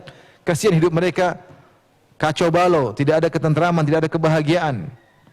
Lihat bagaimana mereka terjun, banyak di antara mereka banyak bunuh diri, banyak di antara mereka narkoba karena tidak ada kebahagiaan yang mereka dapatkan. Kita alhamdulillah ngaji, alhamdulillah salat 5 waktu. Sehingga ketika kita renungkan nikmat-nikmat ini luar biasa ya. Saya sering sampaikan firman Allah Subhanahu wa taala, maksudnya kita tuh agar bersyukur. Kata Allah, "Wala tu'jibuka amwaluhum wala auladuhum. Innama yuridullahu liyu'adzibahum biha fil hayatid dunya wa tazhaqa anfusuhum wa hum kafirun." Kata Allah kepada Nabi SAW dalam surat At-Taubah, janganlah kau kagum, takjub dengan harta mereka dan anak-anak mereka. Itu tentang orang munafik yang diberi harta yang banyak, anak yang gagah-gagah. Kata Allah, jangan kau kagum dengan mereka. Kenapa? Innama yuridullahu liyu'adzibahum biha. Sungguhnya Allah ingin menyiksa mereka dengan harta dan anak mereka. Benar, harta dan anak mereka yang mereka dapatkan membuat mereka tersiksa. Para ulama jelaskan bagaimana mereka tersiksa padahal harta mereka banyak, anak mereka banyak. Di antaranya misalnya, mereka dibuat cinta kepada harta berlebihan. Kalau cinta kepada harta berlebihan, mereka benar-benar habiskan waktu untuk cari apa? Harta. Habiskan waktu, mungkin kerja kalau bisa 25 jam sehari. Kerja, kemana pikir pusing ini banyak. Pusing cari harta. Kemudian mereka dibuat tidak puas. Sudah dapat harta masih pingin lagi. Kapan bahagianya? Bahagia itu kalau puas baru bahagia. Lau kana li ibni Adam wadiyani min dhahab labtagha thalithan. Seandainya anak Adam diberikan 2 lembah emas harta, dia akan cari lembah ketiga. Dan ini berlaku orang yang bermaksiat seperti itu. Kita melihat sekarang, kita heran, ada orang sudah kaya raya masih korupsi. Kenapa? Saya juga pusing. Dia enggak korupsi sudah kaya raya, masih korupsi lagi. Karena tidak pernah puas. Ente udah kaya, ngapain korupsi lagi? Ya sudah begitu. Sudah jadi pola hidup, tidak pernah puas. Cari lagi, cari lagi. Kalau dia punya harta, kemudian dia timbul khawatir, jangan sampai hartanya kurang, jangan sampai status ekonominya kurang, gelisah lagi. Gelisah apa lagi? Takut perdagangannya jatuh, takut saingan bisnisnya, banyak yang dia pikirkan. Kata Syekh Sa'di rahimahullah ta'ala, kalaupun dia merasakan kelezatan, tidak sebanding dengan kepayahan yang dia dapatkan. Benar. Sampai ada kawan saya ketemu dengan dua kawan saya, satunya kaya raya, tapi sibuknya luar biasa. Dia bilang kepada teman saya satunya, kamu jangan seperti saya fulan. Saya ini nggak ada waktu buat ini, nggak ada waktu. Usahanya terlalu banyak, duitnya terlalu banyak. Dia sendiri pusing. Duitnya terlalu apa? Banyak, terlalu banyak urusannya. Antum nggak punya duit pusing. Ini dia punya duit, dia punya duit dia pusing. Jadi ternyata harta itu bisa menyiksa kalau tidak dibangun di atas apa? Keimanan. Menyiksa seorang. Bayangkan koruptor misalnya, dia punya uang banyak, dia bagaimana? Harus mandi laundry lah supaya dia selamat.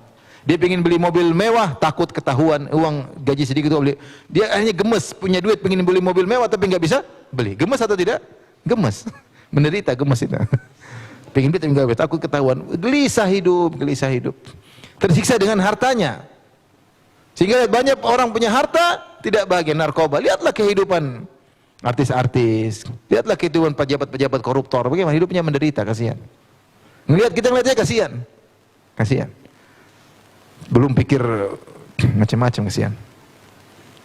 Ya kita alhamdulillah makan, alhamdulillah. Dia makan, kita juga makan meskipun porsinya berbeda. Bahkan terkadang porsi kita lebih banyak. Dia minum, kita minum. Dia tidur, kita juga tidur. Dia punya istri, kita punya istri. Alhamdulillah. Dia punya anak, kita punya anak. Kita bawa anak, kita sudah bahagia. Tidak harus jalan-jalan ke Perancis, ke Paris, ke Jerman, ke Tegal aja sudah bahagia. Ke Makassar sudah bahagia. Dia mudah. Maka kata Allah, wala tu'jibuka amwaluhum wala auladuhum, ya. Kalau kita ingat ini, kita bersyukur. Ya Allah, kita tidak seperti mereka. Alhamdulillah. Jadi kayak mereka hidup susah, kasihan. Kasihan. Tidur sampai malam-malam. Bicara ini, bicara persaingan macam-macam, musuh, ngeri. Pusing. Tapi kalau orang kaya yang beriman, dia santai. Hidup santai, ngaji, tunjuk umroh, haji. Tapi maksud saya tidak berarti kalau Allah kasih harta banyak, kemudian dia bahagia. Ya. Meskipun kita lihat dia ketawa-ketawa, ternyata dia tidak bahagia. Ternyata narkoba, ternyata rumah tangganya hancur, ternyata istrinya selingkuh, ternyata. Kemudian wala auladuhum. Jangan kau terpedaya dengan anak-anak mereka. Anak mereka jadi siksaan. Saya ketemu dengan orang kafir, saya satu saat sama dia, saya ngobrol sama dia. Saya bilang, dia kaya raya, saya punya ini, properti ini. Saya bilang, apa yang Bapak rasakan mengenai kebahagiaan? Dia bilang, satu, saya tidak bahagia, anak-anak saya tidak ada yang berbakti sama saya. Saya yang sekolahkan mereka, saya yang kasih biasa mereka. Sekarang, dia orang kafir. Sekarang mereka sibuk dengan saya, tidak pernah telepon saya, tidak pernah kunjungan sama saya. Dia menderita. Menderita kalau punya anak nggak berbakti. Menderita atau tidak? Menderita. Coba antum ke Eropa, lihat orang kafir. Anak-anaknya tidak ada yang berbakti.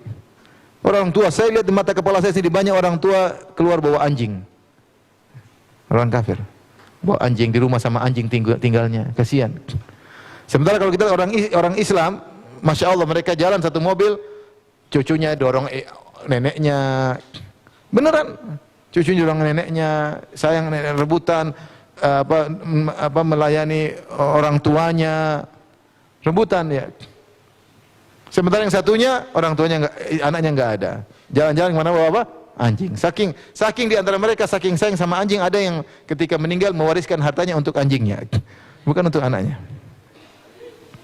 Nah, begitu ya. Saya punya kawan ada, saya kenal, subhanallah. Bukannya contoh, kenapa ini? Saya punya kawan, dia kerja di luar negeri, negara kafir. Ngurus orang tua. Orang tua itu anaknya entah kemana, nggak ada yang ngurus dia. Akhirnya kawan itu dikasih warisan rumah dari dia. Karena yang sayang sama dia apa? Kawan ini dia ngurus orang kafir. Subhanallah, ini kebahagiaan kita punya anak, alhamdulillah. Ini ketemu sama ketawa dia, ngurusin kita, telepon kita, kunjungi kita, itu nikmat luar biasa, nikmat punya anak. Yang banyak orang kehilangan nikmat tersebut. Punya anak tapi anak itu hanya buat penderitaan. Sampai saya pergi ke negara kafir juga, ada kerabat yang kerja di rumah sakit. Ada Makanya mereka kalau taruh di rumah jompo, mereka nggak mau ngurus. Sampai ada di antara anak mereka mengatakan sama kerabat saya, kamu jangan telepon saya kecuali bapak saya sudah mati. Kalau belum mati jangan telepon saya. Itu pesan anaknya ketika bapaknya dimasukin rumah sakit. Akhirnya kerabat saya ini ketika bapaknya sedang sekarat, dia takut, dia telepon sama apa? Anaknya. Ya. Mas, bukan mas ya tentunya, orang bule. Bapakmu sekarat. Ini anak marah-marah. Saya kan sudah bilang, jangan kau telepon kecuali kalau sudah apa? Mati. Luar biasa seperti itu. Makanya mereka sering bikin film-film tentang cinta kasih anak orang tua karena mereka kehilangan hal tersebut. Ya. Itu hanya dalam film. Kenyataannya mereka tersiksa. Ya, makanya kita dapat nikmat Islam itu luar biasa, alhamdulillah. Kesabaran. Memang dunia bukan untuk kita, dunia untuk orang kafir. Ya. Ya kalau kita artinya ditakdirkan harta tidak seberapa, alhamdulillah kita masih bisa bahagia, alhamdulillah masih bisa. Yang penting kita beriman kepada Allah. Ini nikmat yang luar biasa yang buat kita cinta kepada Allah Subhanahu wa taala. Tidak kilau dengan harta-harta yang lain. Kita alhamdulillah. Nah, merenungkan nikmat-nikmat ini menjadikan kita mudah untuk cinta kepada Allah Subhanahu wa taala. Taib, ini kalau kita mudah ya, tapi kalau anak-anak gimana menanamkan cinta kepada Allah? Ini yang perlu lebih apa namanya? Lebih kita ekstra. Kita punya anak kecil. Siapa yang punya anak kecil angkat tangan? Yang tidak punya anak angkat tangan. Jomblo, yang belum nikah. Sudah alhamdulillah. Yang masih jomblo, yang belum laku angkat tangan. Ada. Nah ini sekarang gimana kita menemukan ini, karena perlu kita punya anak kecil, kita harus punya strategi. Karena anak-anak itu dia punya spesifik dalam psikologi, kata orang psikologi ya. Anak-anak itu pertama dia apa namanya? Khayalnya tinggi. Dia khayalnya apa? Tinggi. Khayal, nanti lama-lama dia mulai khayalnya daripada apa yang dia lihat. Lama-lama dengan bertambah umur dia mulai berkurang daya khayalnya, mulai melihat apa yang nyata di hadapannya. Ini antara ciri-ciri mereka. Kemudian keterkaitan dengan ibunya sangat kuat, lebih daripada bapaknya. Anak seperti itu. Nah, ibunya apa yang lakukan ibunya punya pengaruh luar biasa. Ibunya gini dia juga ikut begitu. Karena dia sangat dekat dengan ibunya. Kemudian anak-anak itu lebih kedua daripada teori. Apa yang dia lihat itu yang dia lebih ikuti. Anak-anak seperti itu. Dia tidak banyak membaca, tapi yang dia lihat. Makanya kalau dia nonton film-film bahaya. Karena dia sangat mudah meniru apa yang dia lihat. Ini sifat apa? Anak-anak. Kemudian namanya anak juga pendidikannya disebut dengan tarbiyah tarakumiyah, yaitu kita tidak bisa tarbiyah sekali, tapi perlu tahapan sampai pada akhirnya kita berhasil. Tidak langsung. Kalau orang besar kita bisa ngomong dia ngerti selesai. Anak-anak enggak. Dia butuh perjuangan, tahapan. Maka inilah di antara spesifik dari karakteristik anak-anak yang mereka ketika kita ingin menanamkan cinta kepada Allah, kita butuh perhatian ekstra. Butuh perhatian ekstra agar anak-anak cinta kepada Allah Subhanahu wa taala. Ini perkara yang sangat penting. Lebih penting daripada kita membina akhlaknya, membina kecerdasannya, membina fisiknya, paling utama membina akidahnya. Bagaimana dia cinta kepada Allah Subhanahu wa taala. Tapi di antara cara agar kita bisa mengajarkan anak-anak cinta kepada Allah Subhanahu wa taala, pertama adalah dengan metode qudwah. Ini yang paling penting, metode qudwah. Jadi kita menjadi uswah bagi anak-anak, kita menjadi contoh. Caranya bagaimana? Kita suami istri, bapak dan ibunya harus sering menunjukkan cinta kepada Allah. Sering kita bersyukur sama Allah, alhamdulillah. Anak sering dengar nanti. Dapat nikmat, alhamdulillah Allah memudahkan kita nak misalnya. Alhamdulillah Allah selamatkan kita kemarin, ayah dan ibu berat, alhamdulillah Allah selamatkan. Alhamdulillah Allah. Jadi sering kita puji Allah. Sering kita baca Quran di depan mereka, kita sholat di depan mereka, sehingga mereka tahu kita sangat cinta sama Allah Subhanahu wa taala. Jangan depan kita malah kita main game. Kita tahu ayahnya cinta sama game. Mau nonton film Korea, repot. Gimana anak mau kudua sama orang tuanya yang suka nonton film apa? Korea. Ya. Saya ada sebagian orang tua murid daftarkan anaknya di sebuah pondok. Ini nyata ini, pondok sunnah. Di interview lah anak dan orang tuanya dipisah. Orang tuanya ditanya, gimana bapak dan ibu, anak-anak gimana kesehariannya? Mereka nonton film enggak? Oh enggak, anak enggak pernah nonton film, alhamdulillah. Terus kita jauhkan anak terus anaknya ditanya informasi, orang tuanya enggak ada. Gimana nak? Enggak pernah nonton film? Oh kemarin sama bapak nonton bioskop. Enggak nonton. Lihat ibu, mama nonton drama Korea, repot. Gimana kita mengkuduahkan yang buruk kepada anak-anak? Kalau kita ingin menanamkan cinta kasih kepada Allah, kita jadikan kita ini contoh. Kita sholat malam, mereka mungkin terjaga lihat kita sholat agak keras sedikit, mereka terbangun insya Allah, mereka terlihat, bapak lagi sholat malam. Jadi kita puji Allah, alhamdulillah, alhamdulillah ada hikmahnya. Musibah pun alhamdulillah ini Allah sayang sama kita, pasti ada yang Allah selamatkan dari kita, musibah yang lebih besar. Jadi sering kita puji Allah, memuji Allah. Sehingga ini adalah cara yang paling mudah membuat anak cinta sama Allah. Karena melihat bapak ibunya cinta sama Allah. Gimana anak tidak terpengaruh? Ibunya suka baca Quran. Dia terpengaruh. Ibunya lagi diam, kemudian bersenandung Al-Quran, luar biasa. Anak punya. Tapi lagi diam-diam, ibunya nyanyi macam-macam. Lagi diam-diam, ibunya ternyata lagi dengar musik. Lagi diam, ternyata ibunya lagi nonton film. Repot anak-anak. Terus kita bilang kamu harus cinta sama Allah, ya susah. Anak bangun malam-malam, bapaknya bangun, bapak saya bangun, ternyata gol. Kirain apa? Kirain salat malam, ternyata apa? Gol. Terus bilang anak kamu harus hafal Quran, bapak saja jam 2 malam gol, bilang gimana? Jadi kedua ini sangat penting. Kita sering muji Allah, sering menyebut nikmat Allah, maka ini apa namanya? Kedua. Cara menanamkan cinta kepada anak, umur SD, SMP, masih kita tanamkan seperti itu. Sehingga mereka insya Allah cinta kepada Allah Subhanahu wa ta'ala. Di antaranya, agar kita bisa juga menanamkan cinta kepada Allah, kita sebut kisah-kisah. Kisah-kisah orang yang dicintai oleh Allah Subhanahu wa ta'ala.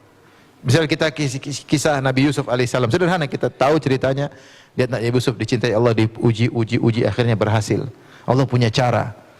Jangan pernah suudzon sama Allah. Lihatlah Nabi Yusuf. Lihat Nabi Muhammad SAW diusir, akhirnya menaklukkan Jazirah Arab. Misalnya, ya kisah-kisah banyak. Kisah Ummu Salamah misalnya, akhirnya bertemu dengan Abu Salamah, akhirnya menikah dengan Nabi SAW. Banyak kisah-kisah menarik.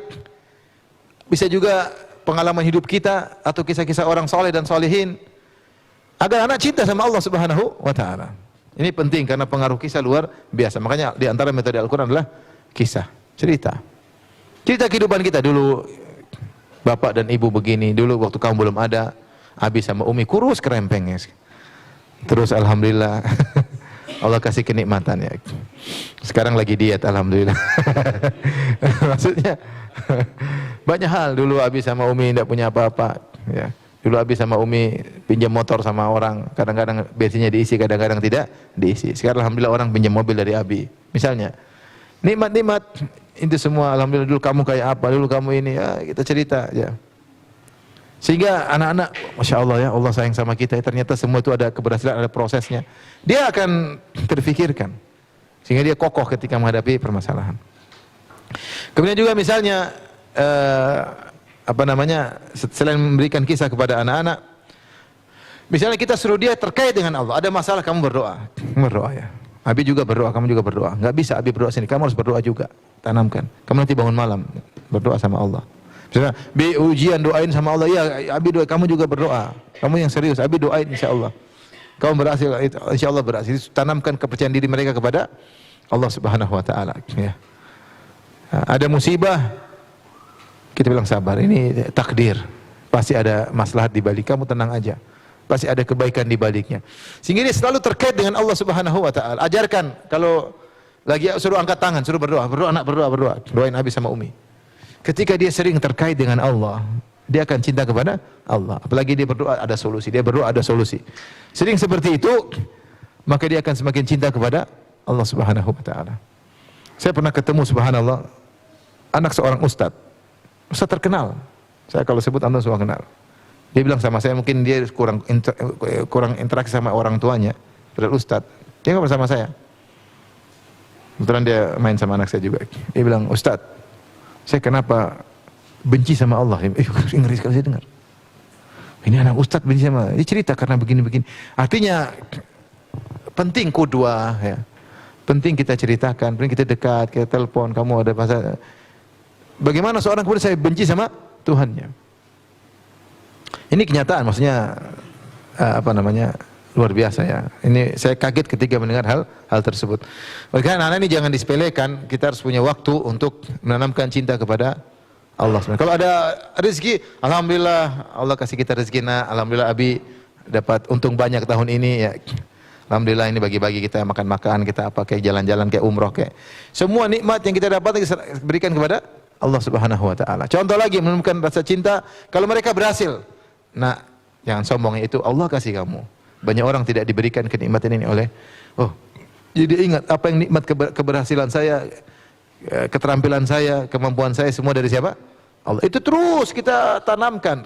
Dari mereka kecil sampai mereka besar. Sehingga mereka cinta kepada Allah Subhanahu wa taala, ya. Ada ujian, hadapi. Ada musibah, ini takdir, tanamkan. Allah pasti ingin lebih baik daripada ini. Subhanallah, anak-anak kita terkadang kena musibah. Kalau kita ceritakan, kamu dulu begini kan tidak berhasil. Coba lihat sekarang bagaimana. Mungkin setelah bertahun-tahun kita baru sebutkan. Ini nyata maksud saya. Anak kita terkena musibah, mungkin tidak berhasil ini tidak. Tapi setelah berjalan dengan waktu, karena mereka beriman, ternyata terbuka hikmahnya. Kita ingatkan, lihat, coba dulu kamu begini. Tentu mungkin tidak beres. Sekarang alhamdulillah kamu begini, kamu selamat, kamu bisa gini. Anak perlu kita ingatkan sehingga mereka pun cinta kepada Allah Subhanahu wa taala. Demikian juga misalnya kalau anak masih kecil-kecil, masih terlalu kecil, mungkin dia belum bisa memikirkan seperti itu. Misalnya anak SD, kita kaitkan dengan rububiyah, misalnya ada terenungkan, lihat ini pemandangan yang indah. Siapa yang ciptakan? Allah Subhanahu wa taala. Ini burung begitu indah, yang menciptakannya maha indah, Allah Subhanahu wa taala. Lihat bagaimana burung yang luar biasa, kemudian dengan sifat-sifatnya kita jelasin. Allah adalah Al-Musawwir yang beri bentuk ya. Lihatlah manusia di alam semesta ini berapa jumlahnya, miliaran. Yang sudah meninggal juga miliaran. Yang sedang hidup miliaran, yang akan hidup juga miliaran, tapi tidak ada yang sama persis, semuanya pasti beda. Kenapa? Yang menciptakannya maha hebat. Semuanya sama, sidik jarinya beda-beda, sifatnya beda-beda, bentuknya beda-beda. Ini baru manusia, belum hewan. Berapa banyak spesies di alam semesta ini? Tuh luar biasa yang mengkreator ini semua. Seperti inilah kita tanamkan kepada anak sehingga mereka cinta kepada. Tapi saya bilang yang paling penting kudwah. Kitanya bagaimana agar anak cinta kepada Allah Subhanahu wa taala. Harus perlihatkan pada mereka kita cinta kepada Allah. Waduh, Allah nanti Allah enggak suka seperti ini. Haram, Allah enggak suka, Nak. Bagaimana kalau Allah sudah benci sama Abi? Nanti apa? Apa yang akan Abi rasakan? Abi enggak mau dibenci oleh Allah Subhanahu wa taala. Kamu ini Abi enggak pengin Allah benci sama kamu, Nak. Kita seperti itu. Abi ingin Allah cinta sama kamu. Jadi selalu kaitkan dengan Allah Subhanahu wa taala dan ingat di pendidikan sama anak itu akumulasi pelan-pelan, tarakumiyah ya, sedikit. Tidak bisa kita rasakan hasil langsung, enggak. Tapi dengan berjalannya waktu, berjalannya tahun demi tahun, sedikit demi sedikit, akhirnya terbentuklah dia adalah anak yang soleh atau putri yang soleha. Wallahu taala alam bisawab. Boleh, waktu tinggal sedikit. Baik, di part terakhir tadi Ustaz coba banyak yang diulas ya, salah satunya terkait dengan mengajarkan rasa cinta kepada Allah terhadap anak-anak. Tadi beliau juga mengemukakan bahwa memang anak-anak itu mempunyai daya hayal tinggi. Terus keterkaitan secara emosi dengan ibu sangat kuat. Jadi memang ini juga cukup dipertimbangkan. Dan yang ketiga, kudwah lebih kuat daripada teori, yaitu tontonan sangat berpengaruh. Saat ini memang fenomenanya seperti itu. Dan yang terakhir, tahapan-tahapan yang harus dikerjakan. 3 tahapan yaitu metode kudwah, metode menceritakan kisah-kisah, dan ajarkan ketika ada masalah, kembalikanlah semua kepada Allah, yaitu berdoa. Tetapi titik tekannya tadi di poin pertama, bahwasanya memang menjadi contoh di hadapan mereka itu sangat-sangat penting bagi kita orang tua ataupun abi dan umi ya dalam posisinya. Sering memuji Allah, membaca Al-Quran di hadapan mereka, sholat malam dan sebagainya. Gitu ya, mentokohkan atau mengkisahkan hal-hal yang baik-baik di hadapan mereka. Anda pikir memang kudwah itu menjadi suri tauladan yang pertama begitu ya untuk tahapan-tahapan itu. Baik, ikhwan dan akhwat sekalian, ada sesi terakhir di kajian interaktif pada pagi menjelang siang hari ini. Kita akan buka tanya jawab, gitu ya. Dari ikhwan mungkin 2 Ustadz ya, Boleh. dari akhwat juga 2. Kita akan berikan kepada para panitia, ikhwan dan akhwat, mohon nanti ditunjuk saja yang sudah acungkan tangannya, lalu bantu kami untuk mengkondisikan begitu ya, diberikan mic ya, kurang lebihnya seperti itu. Bagaimana tim panitia ikhwan? Sudah?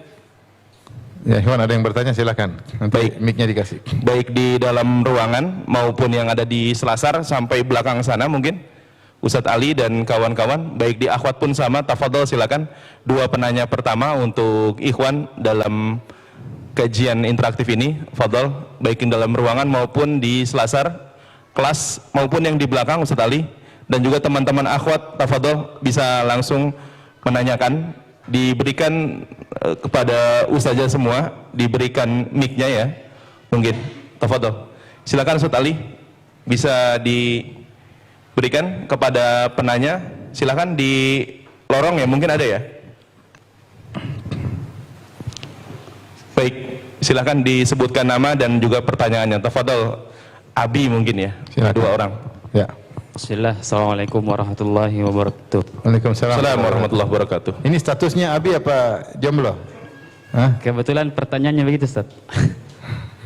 Bagaimana tips dimudahkan rezeki atau sama jodoh? Apa? Oh, jomblo. Nah, Bagaimana tips apa dimudahkan rezeki jodoh? rezeki dan jodoh. Masya Allah. Sudah, enggak apa-apa, duduk ya. Jazakallah khairan ya. Semuanya tergabung antara tawakal yang benar. Tawakal yang benar adalah menyandarkan hati kepada Allah disertai ikhtiar. Menyandarkan hati kepada Allah disertai apa? Ikhtiar. Maka berdoa kepada Allah Subhanahu wa taala, itu poin yang sangat penting. Kita berdoa, entah Allah kasih kita jodoh kapan, 2 tahun lagi, 3 tahun lagi, berdoa sejak sekarang. Ya Allah, berikanlah aku istri yang salehah. Ya Allah, aku ingin menjaga kehormatanku. Ya Allah, aku ingin menundukkan pandanganku. Ya Allah, aku ingin memiliki anak-anak yang soleh dan soleh berbakti kepadaku setelah wafatku. Berdoa, minta kepada Allah sambil nangis. Ya. Terus, jangan pernah berhenti. Bangun malam berdoa kepada Allah. Siangnya berusaha kerja. Kalau ada uang kumpul untuk jadi mahar. Ya. Kalau mahar sudah ada, kumpul lagi untuk uang panaik. Insya Allah ya. Insya Allah. Kalau kita berdoa kuat dan kita berusaha tanya ada enggak yang calon dari akhwat ya. Kita mencoba melamar ya. Kalau cocok kita lamar. Kalau ditolak enggak apa-apa, jangan khawatir. Masih banyak bunga-bunga yang bertebaran di Makassar. Kemudian maju lagi, ditolak bismillah, kalau ada durinya sedikit enggak apa, sabar. Yang penting mawarnya indah ya. Jadi maksud saya rasa tips paling top adalah berdoa. Enggak ada yang lebih hebat daripada doa kepada Allah Subhanahu wa taala. Kerja, minta rezeki pada Allah, dan dalam hadis kata Nabi sallallahu alaihi wasallam, "Salasatun haqqun 'alallahi aunuhum." 3 orang yang Allah pasti menolong mereka. Di antaranya an-nakih yuridul afaf, seorang yang menikah dengan niat menjaga harga dirinya. Maka itu poin yang paling penting. Saya menikah untuk saya bisa menundukkan pandangan, menjaga diri, punya keturunan. Bismillah, Allah insyaallah akan mudahkan. Allah taala alam bisawab. Ada lagi? Baik, wah, Masya Allah. Ustadz Ali, afwan, di dalam ternyata ada 2 penanya. 1 dulu ya. Fadhol, silakan. Mic-nya kasih. Yang akhwat dipersiapkan mungkin panitia.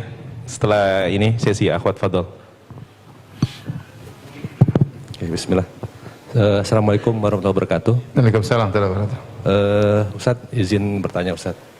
Jadi saya itu punya anak ya, punya anak 1 perempuan. Qadarullah, saya sama istri yang lama sudah Pisah, divorce ya. gitu. Jadi sekarang anak lagi sama ibunya.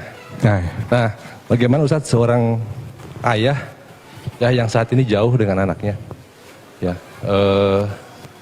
di luar kota lah, gitu. Bagaimana salah satu contoh tanggung jawab seorang ayah untuk mendidik anaknya, Ustadz, gitu.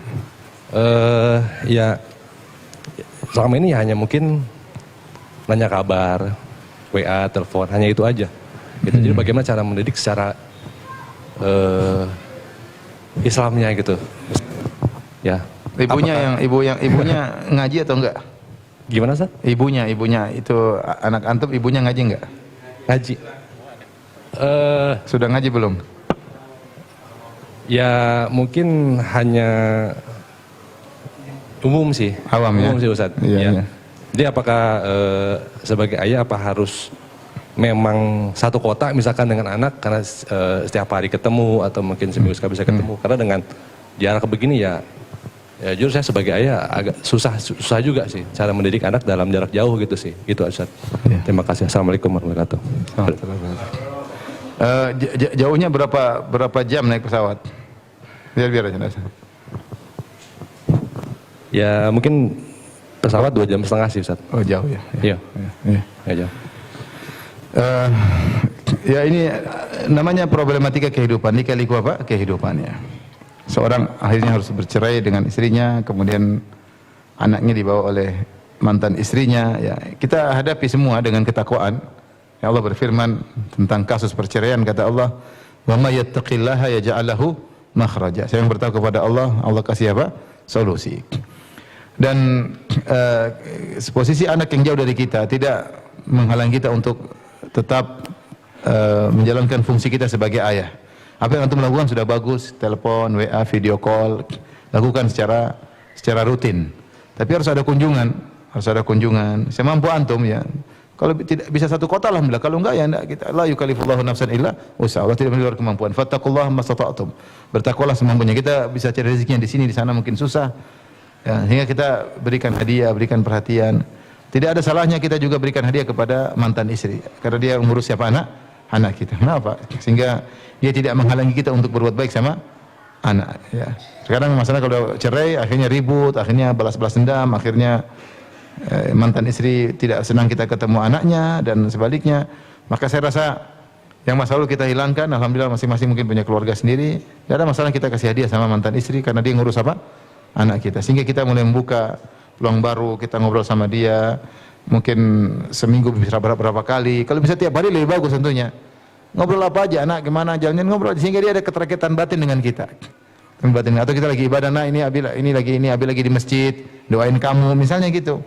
Abi tadi malam sholat malam doain kamu, semoga kamu begini, belikan jilbab, belikan Quran, yang semampu kita, karena Allah tidak memilih luar kemampuan kita, karena memang hak pengasuhan kepada apa? Ibunya, hak pengasuhan kepada ibunya, kecuali anaknya sudah bisa memilih, bisa mandiri, dia boleh terserah dia pilih yang mana.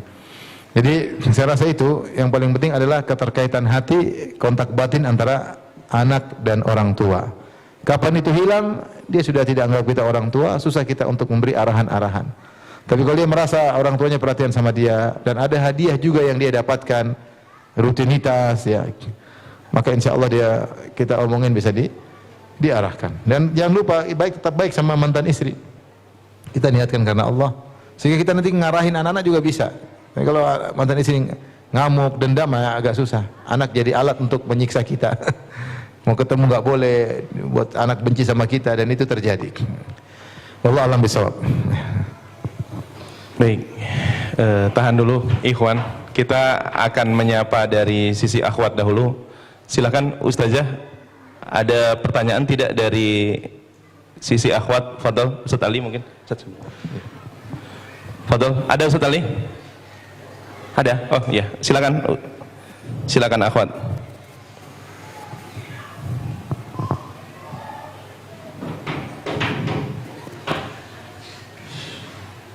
Silakan.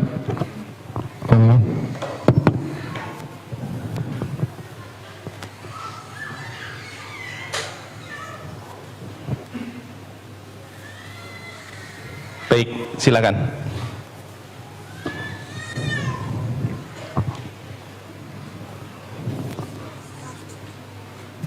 Baik. Assalamualaikum.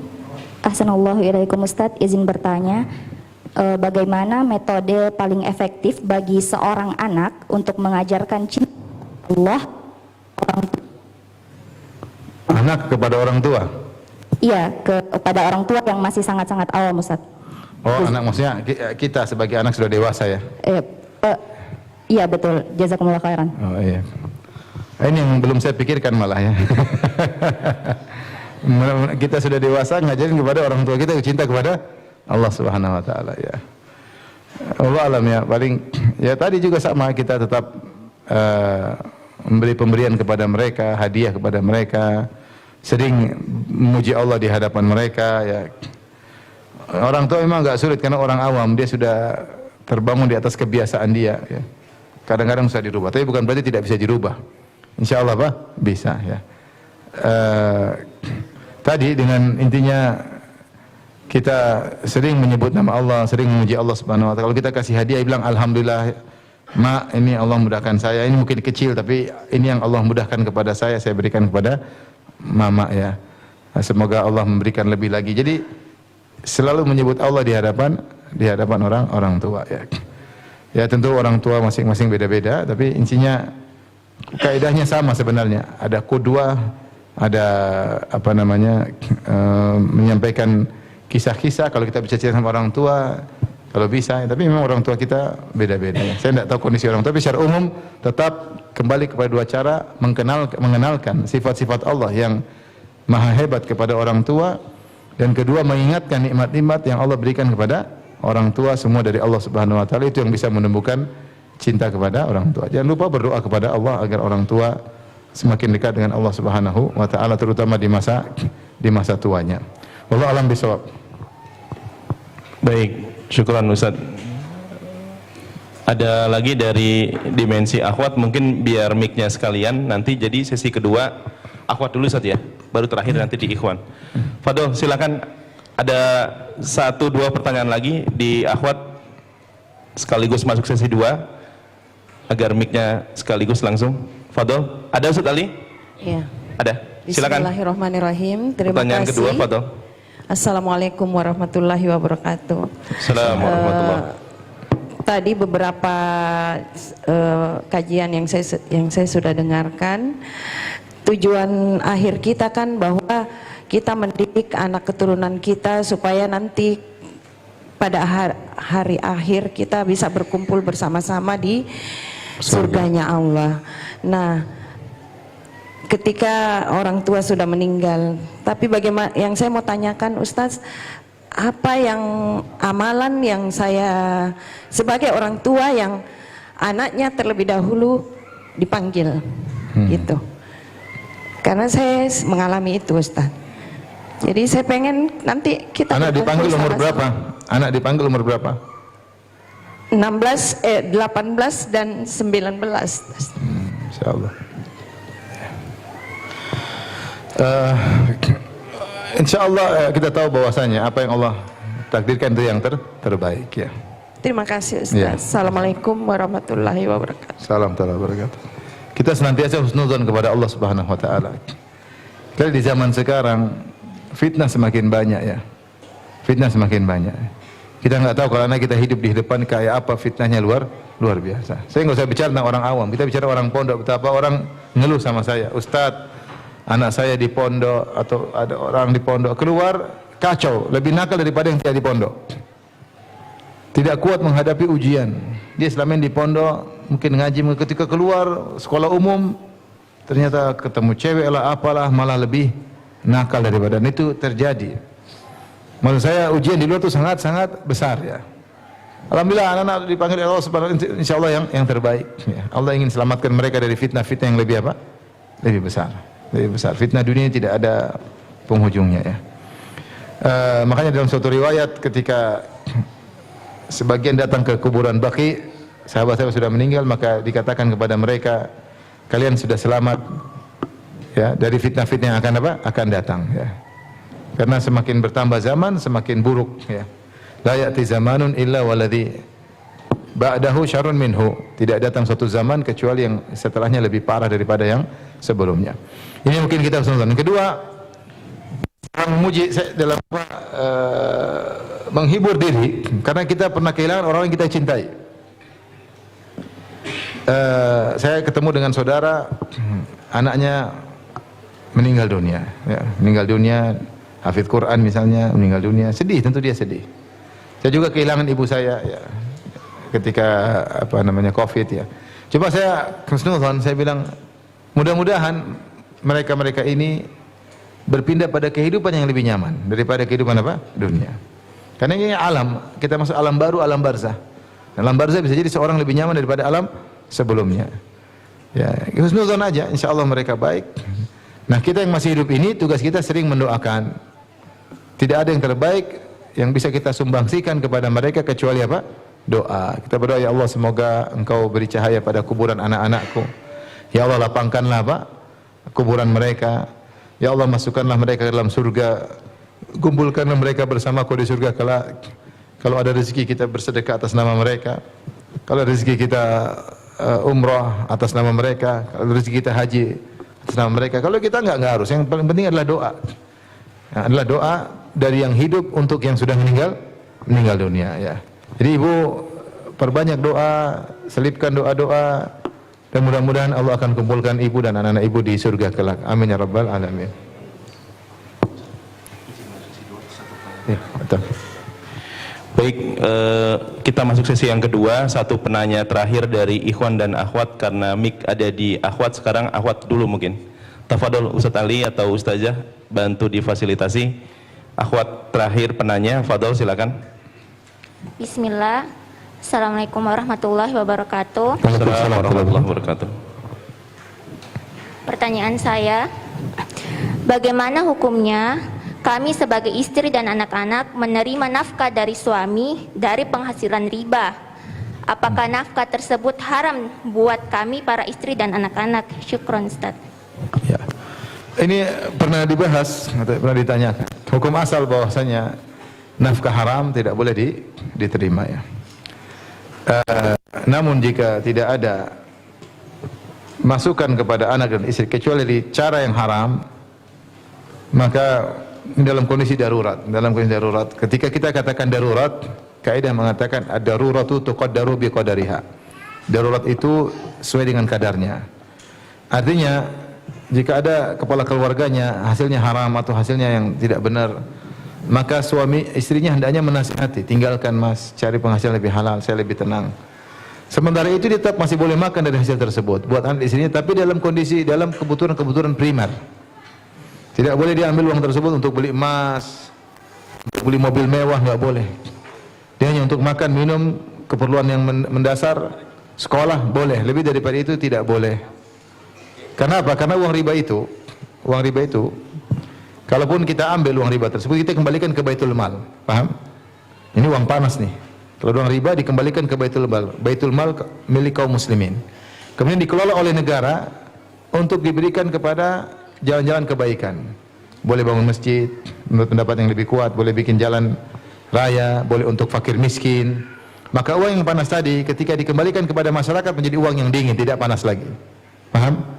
Nah, ibu dan anak-anak ketika suaminya mempunyai penghasilan haram, sementara dia tidak punya dari sisi lain, orang tuanya tidak bantu. Kalau orang tuanya bantu, terima, orang tua suami enggak usah. Dia bapak ibunya orang kaya, terus kasih, ya udah jangan terima. Tapi kalau bapak ibunya tidak kasih, kakak adiknya juga tidak kasih, dia hanya punya pasokan untuk hidupnya, kebutuhan primernya dari suaminya yang penghasilan haram, maka dia hanya boleh memakai sekadarnya yang secukupnya, dengan tetap menasihati suaminya untuk mencari penghasilan yang lebih baik. Adapun dia ambil uang suaminya untuk jalan-jalan ke sana kemari, untuk beli mobil-mobil mewah, maka tidak boleh. Karena itu di luar daripada kadar darurat. Ini yang saya sampaikan, wallahu alam bisawab. Baik, syukron. Di sisi akhwat atau di bagian akhwat, pertanyaan terakhir tadi sudah selesai. Dan izin Ustaz dari dimensi ikhwan tadi. Akhi, Fadol. Silakan. Pertanyaan terakhir dari room utama, bisa dibantu panitia mungkin.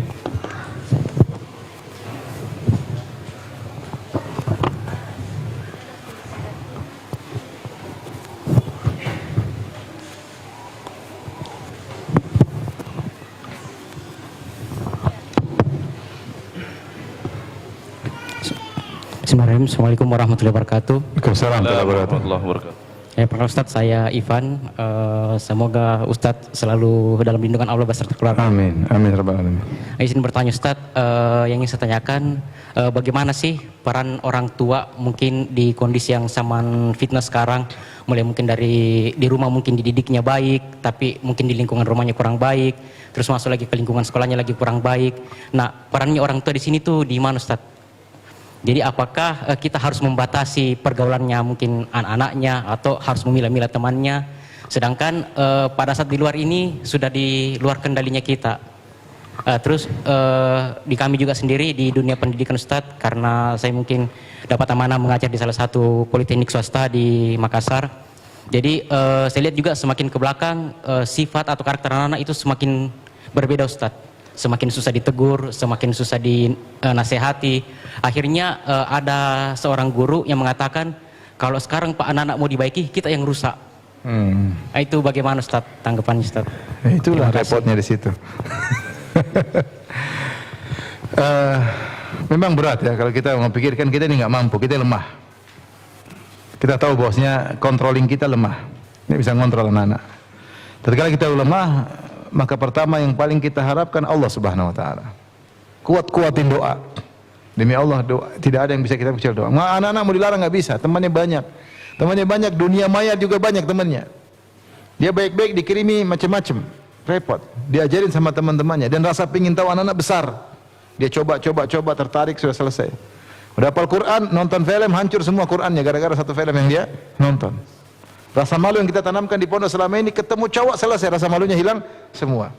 Buyar semua usaha yang sudah kita lakukan selama bertahun-tahun. Tapi kalau kita perenungan itu tersebut, ya nanti kita putus asa. Kita cuma bilang, kita tahu kita ini lemah. Tapi kita lemah, kita punya tempat sandaran terkuat yaitu Allah Subhanahu wa taala. Saya cuma bilang kuatkan doa. Selebihnya kita maksimal yang bisa lakukan, pilih-pilih teman nggak bagus kayaknya nak, tapi kita diskusi. Jadi saya bilang ya, maksudnya Allah alam sih, maksudnya cara termudah kita didik anak, kita harus dekat sama mereka, itu yang paling penting. Sehingga dia ada masalah, dia curhat sama kita, dia mau ngobrol sama kita, itu sudah terbaik. Dan itu ketika dia dekat sama kita, salah satu hal yang mencegah dia untuk bermaksiat, karena dia dekat sama kita, dia sayang sama kita, tidak ingin menyakiti hati ibu dan menyakiti hati ayah. Makanya selalu ada bertempo kita ngobrol sama mereka, ngobrol jalan-jalan, nak gimana sekolah, gimana anak gimana, ada nggak anak teman nakal, ada nggak, ngobrol gitu. Kamu hati-hati sama teman nakal. Abi dulu sekolah juga Abi pernah nakal, Abi menyesal, makanya Abi jadi kayak begini. Maksudnya cerita, kita mulai menelusuri pelan-pelan. Dia akan cerita, kalau dia asyik ngobrol sama kita, tapi kalau dia udah Abi sibuk, nggak akan. Kita mulai masuk ngobrol, gimana teman-teman, dia tuh giniin saya, dia kayaknya gini. Dengerin aja, dengar, kita kasih komentar, kamu harus kuat, kamu harus gini, kamu harus gini. Sehingga kalau dia dekat sama kita, itu memudahkan kita untuk memudahkan mereka untuk kuat. Saya sering sampaikan, ada kawan, dia sekolah terkenal di Jakarta, sekolah Islami terkenal di Jakarta. Saya tidak ingin sebutin. Ribut di situ. Sampai antar kelas geng-gengan, berkelahi. Ini sekolah Islam ini, geng-geng. Anak orang kaya semua situ. Akhirnya dia dipanggil, kemudian dihadirkan, ada ini ada jenderal, ada ini, ada semua, ada polisi-polisi. Ini ribut, sidang. Akhirnya teman saya ini, dia jujur, dia cerita sama saya, dia bilang, polisi tidak bisa menangani ini. Kata polisi, kita akan ranah hukum. Jadi anak-anak di apa sosialisasikan tentang hukum. Baru begini hukumnya begini. Teman saya bilang sama polisi tersebut, Pak, mohon maaf nih Pak, saya mau tanya jujur Pak. Kalau yang melanggar anak jenderal, Bapak bisa hukum nggak? Kata dia enggak. Ini nyata, karena sekolah situ anak jenderal juga. Enggak. Akhirnya teman saya cerita, saya pun panggil anak yang paling nakal. Mana yang paling nakal? Ini Kak, yang paling nakal nih, sini duduk sebelah kiri. Mana yang paling baik dari antara siswa-siswa yang bermasalah ini? Ini yang paling baik, mungkin rankingnya paling tinggi, mungkin panggil. Yang paling baik sebelah kanan saya taruh, yang paling buruk sebelah kiri. Saya tanya sama yang paling baik, kamu kapan terakhir makan bareng sama bapak dan ibu? Dia pikir-pikir, mungkin 3 tahun lalu katanya. Nah, ini sebabnya. Jauh dari apa? Orang tua. Kita nih kalau mau ngontrol nggak bisa. Anak-anak lebih pintar main HP daripada kita. Ya. Dia lebih tahu program-program, dia tahu bikin passwordnya, dia memang sudah nggak bisa. Ya, dia bisa menyamar jadi nama ini, bisa nama ini, ternyata kacau. Dia pun baik, teman-temannya kacau. Kita sudah kasih amanah, ternyata dia berkhianat banyak. Cara paling baik selain setelah berdoa kepada Allah, dekat sama anak-anak. Udah itulah. Jadi teman dekat kita ngobrol, anak perempuan kita lagi gimana di sekolah, gimana teman-teman, gimana guru, udah kita ngobrol aja. Nanti dia cerita, kita kasih arahan-arahan. Ketika dia dekat dengan kita, insya Allah ada masalah dia telepon.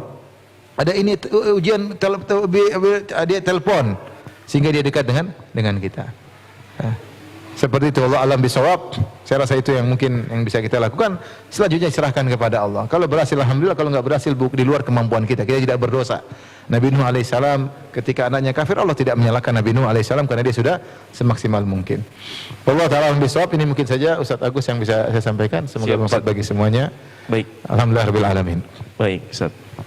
Syukuran Ustaz atas sesi terakhir ini, dialog interaktif dengan partisipan baik dari ikhwan akhwat terkait dengan tema kajian menanamkan cinta kepada Allah dalam keluarga. Tadi ada urgensi dari cinta kepada Allah dalam bingkai keluarga ini.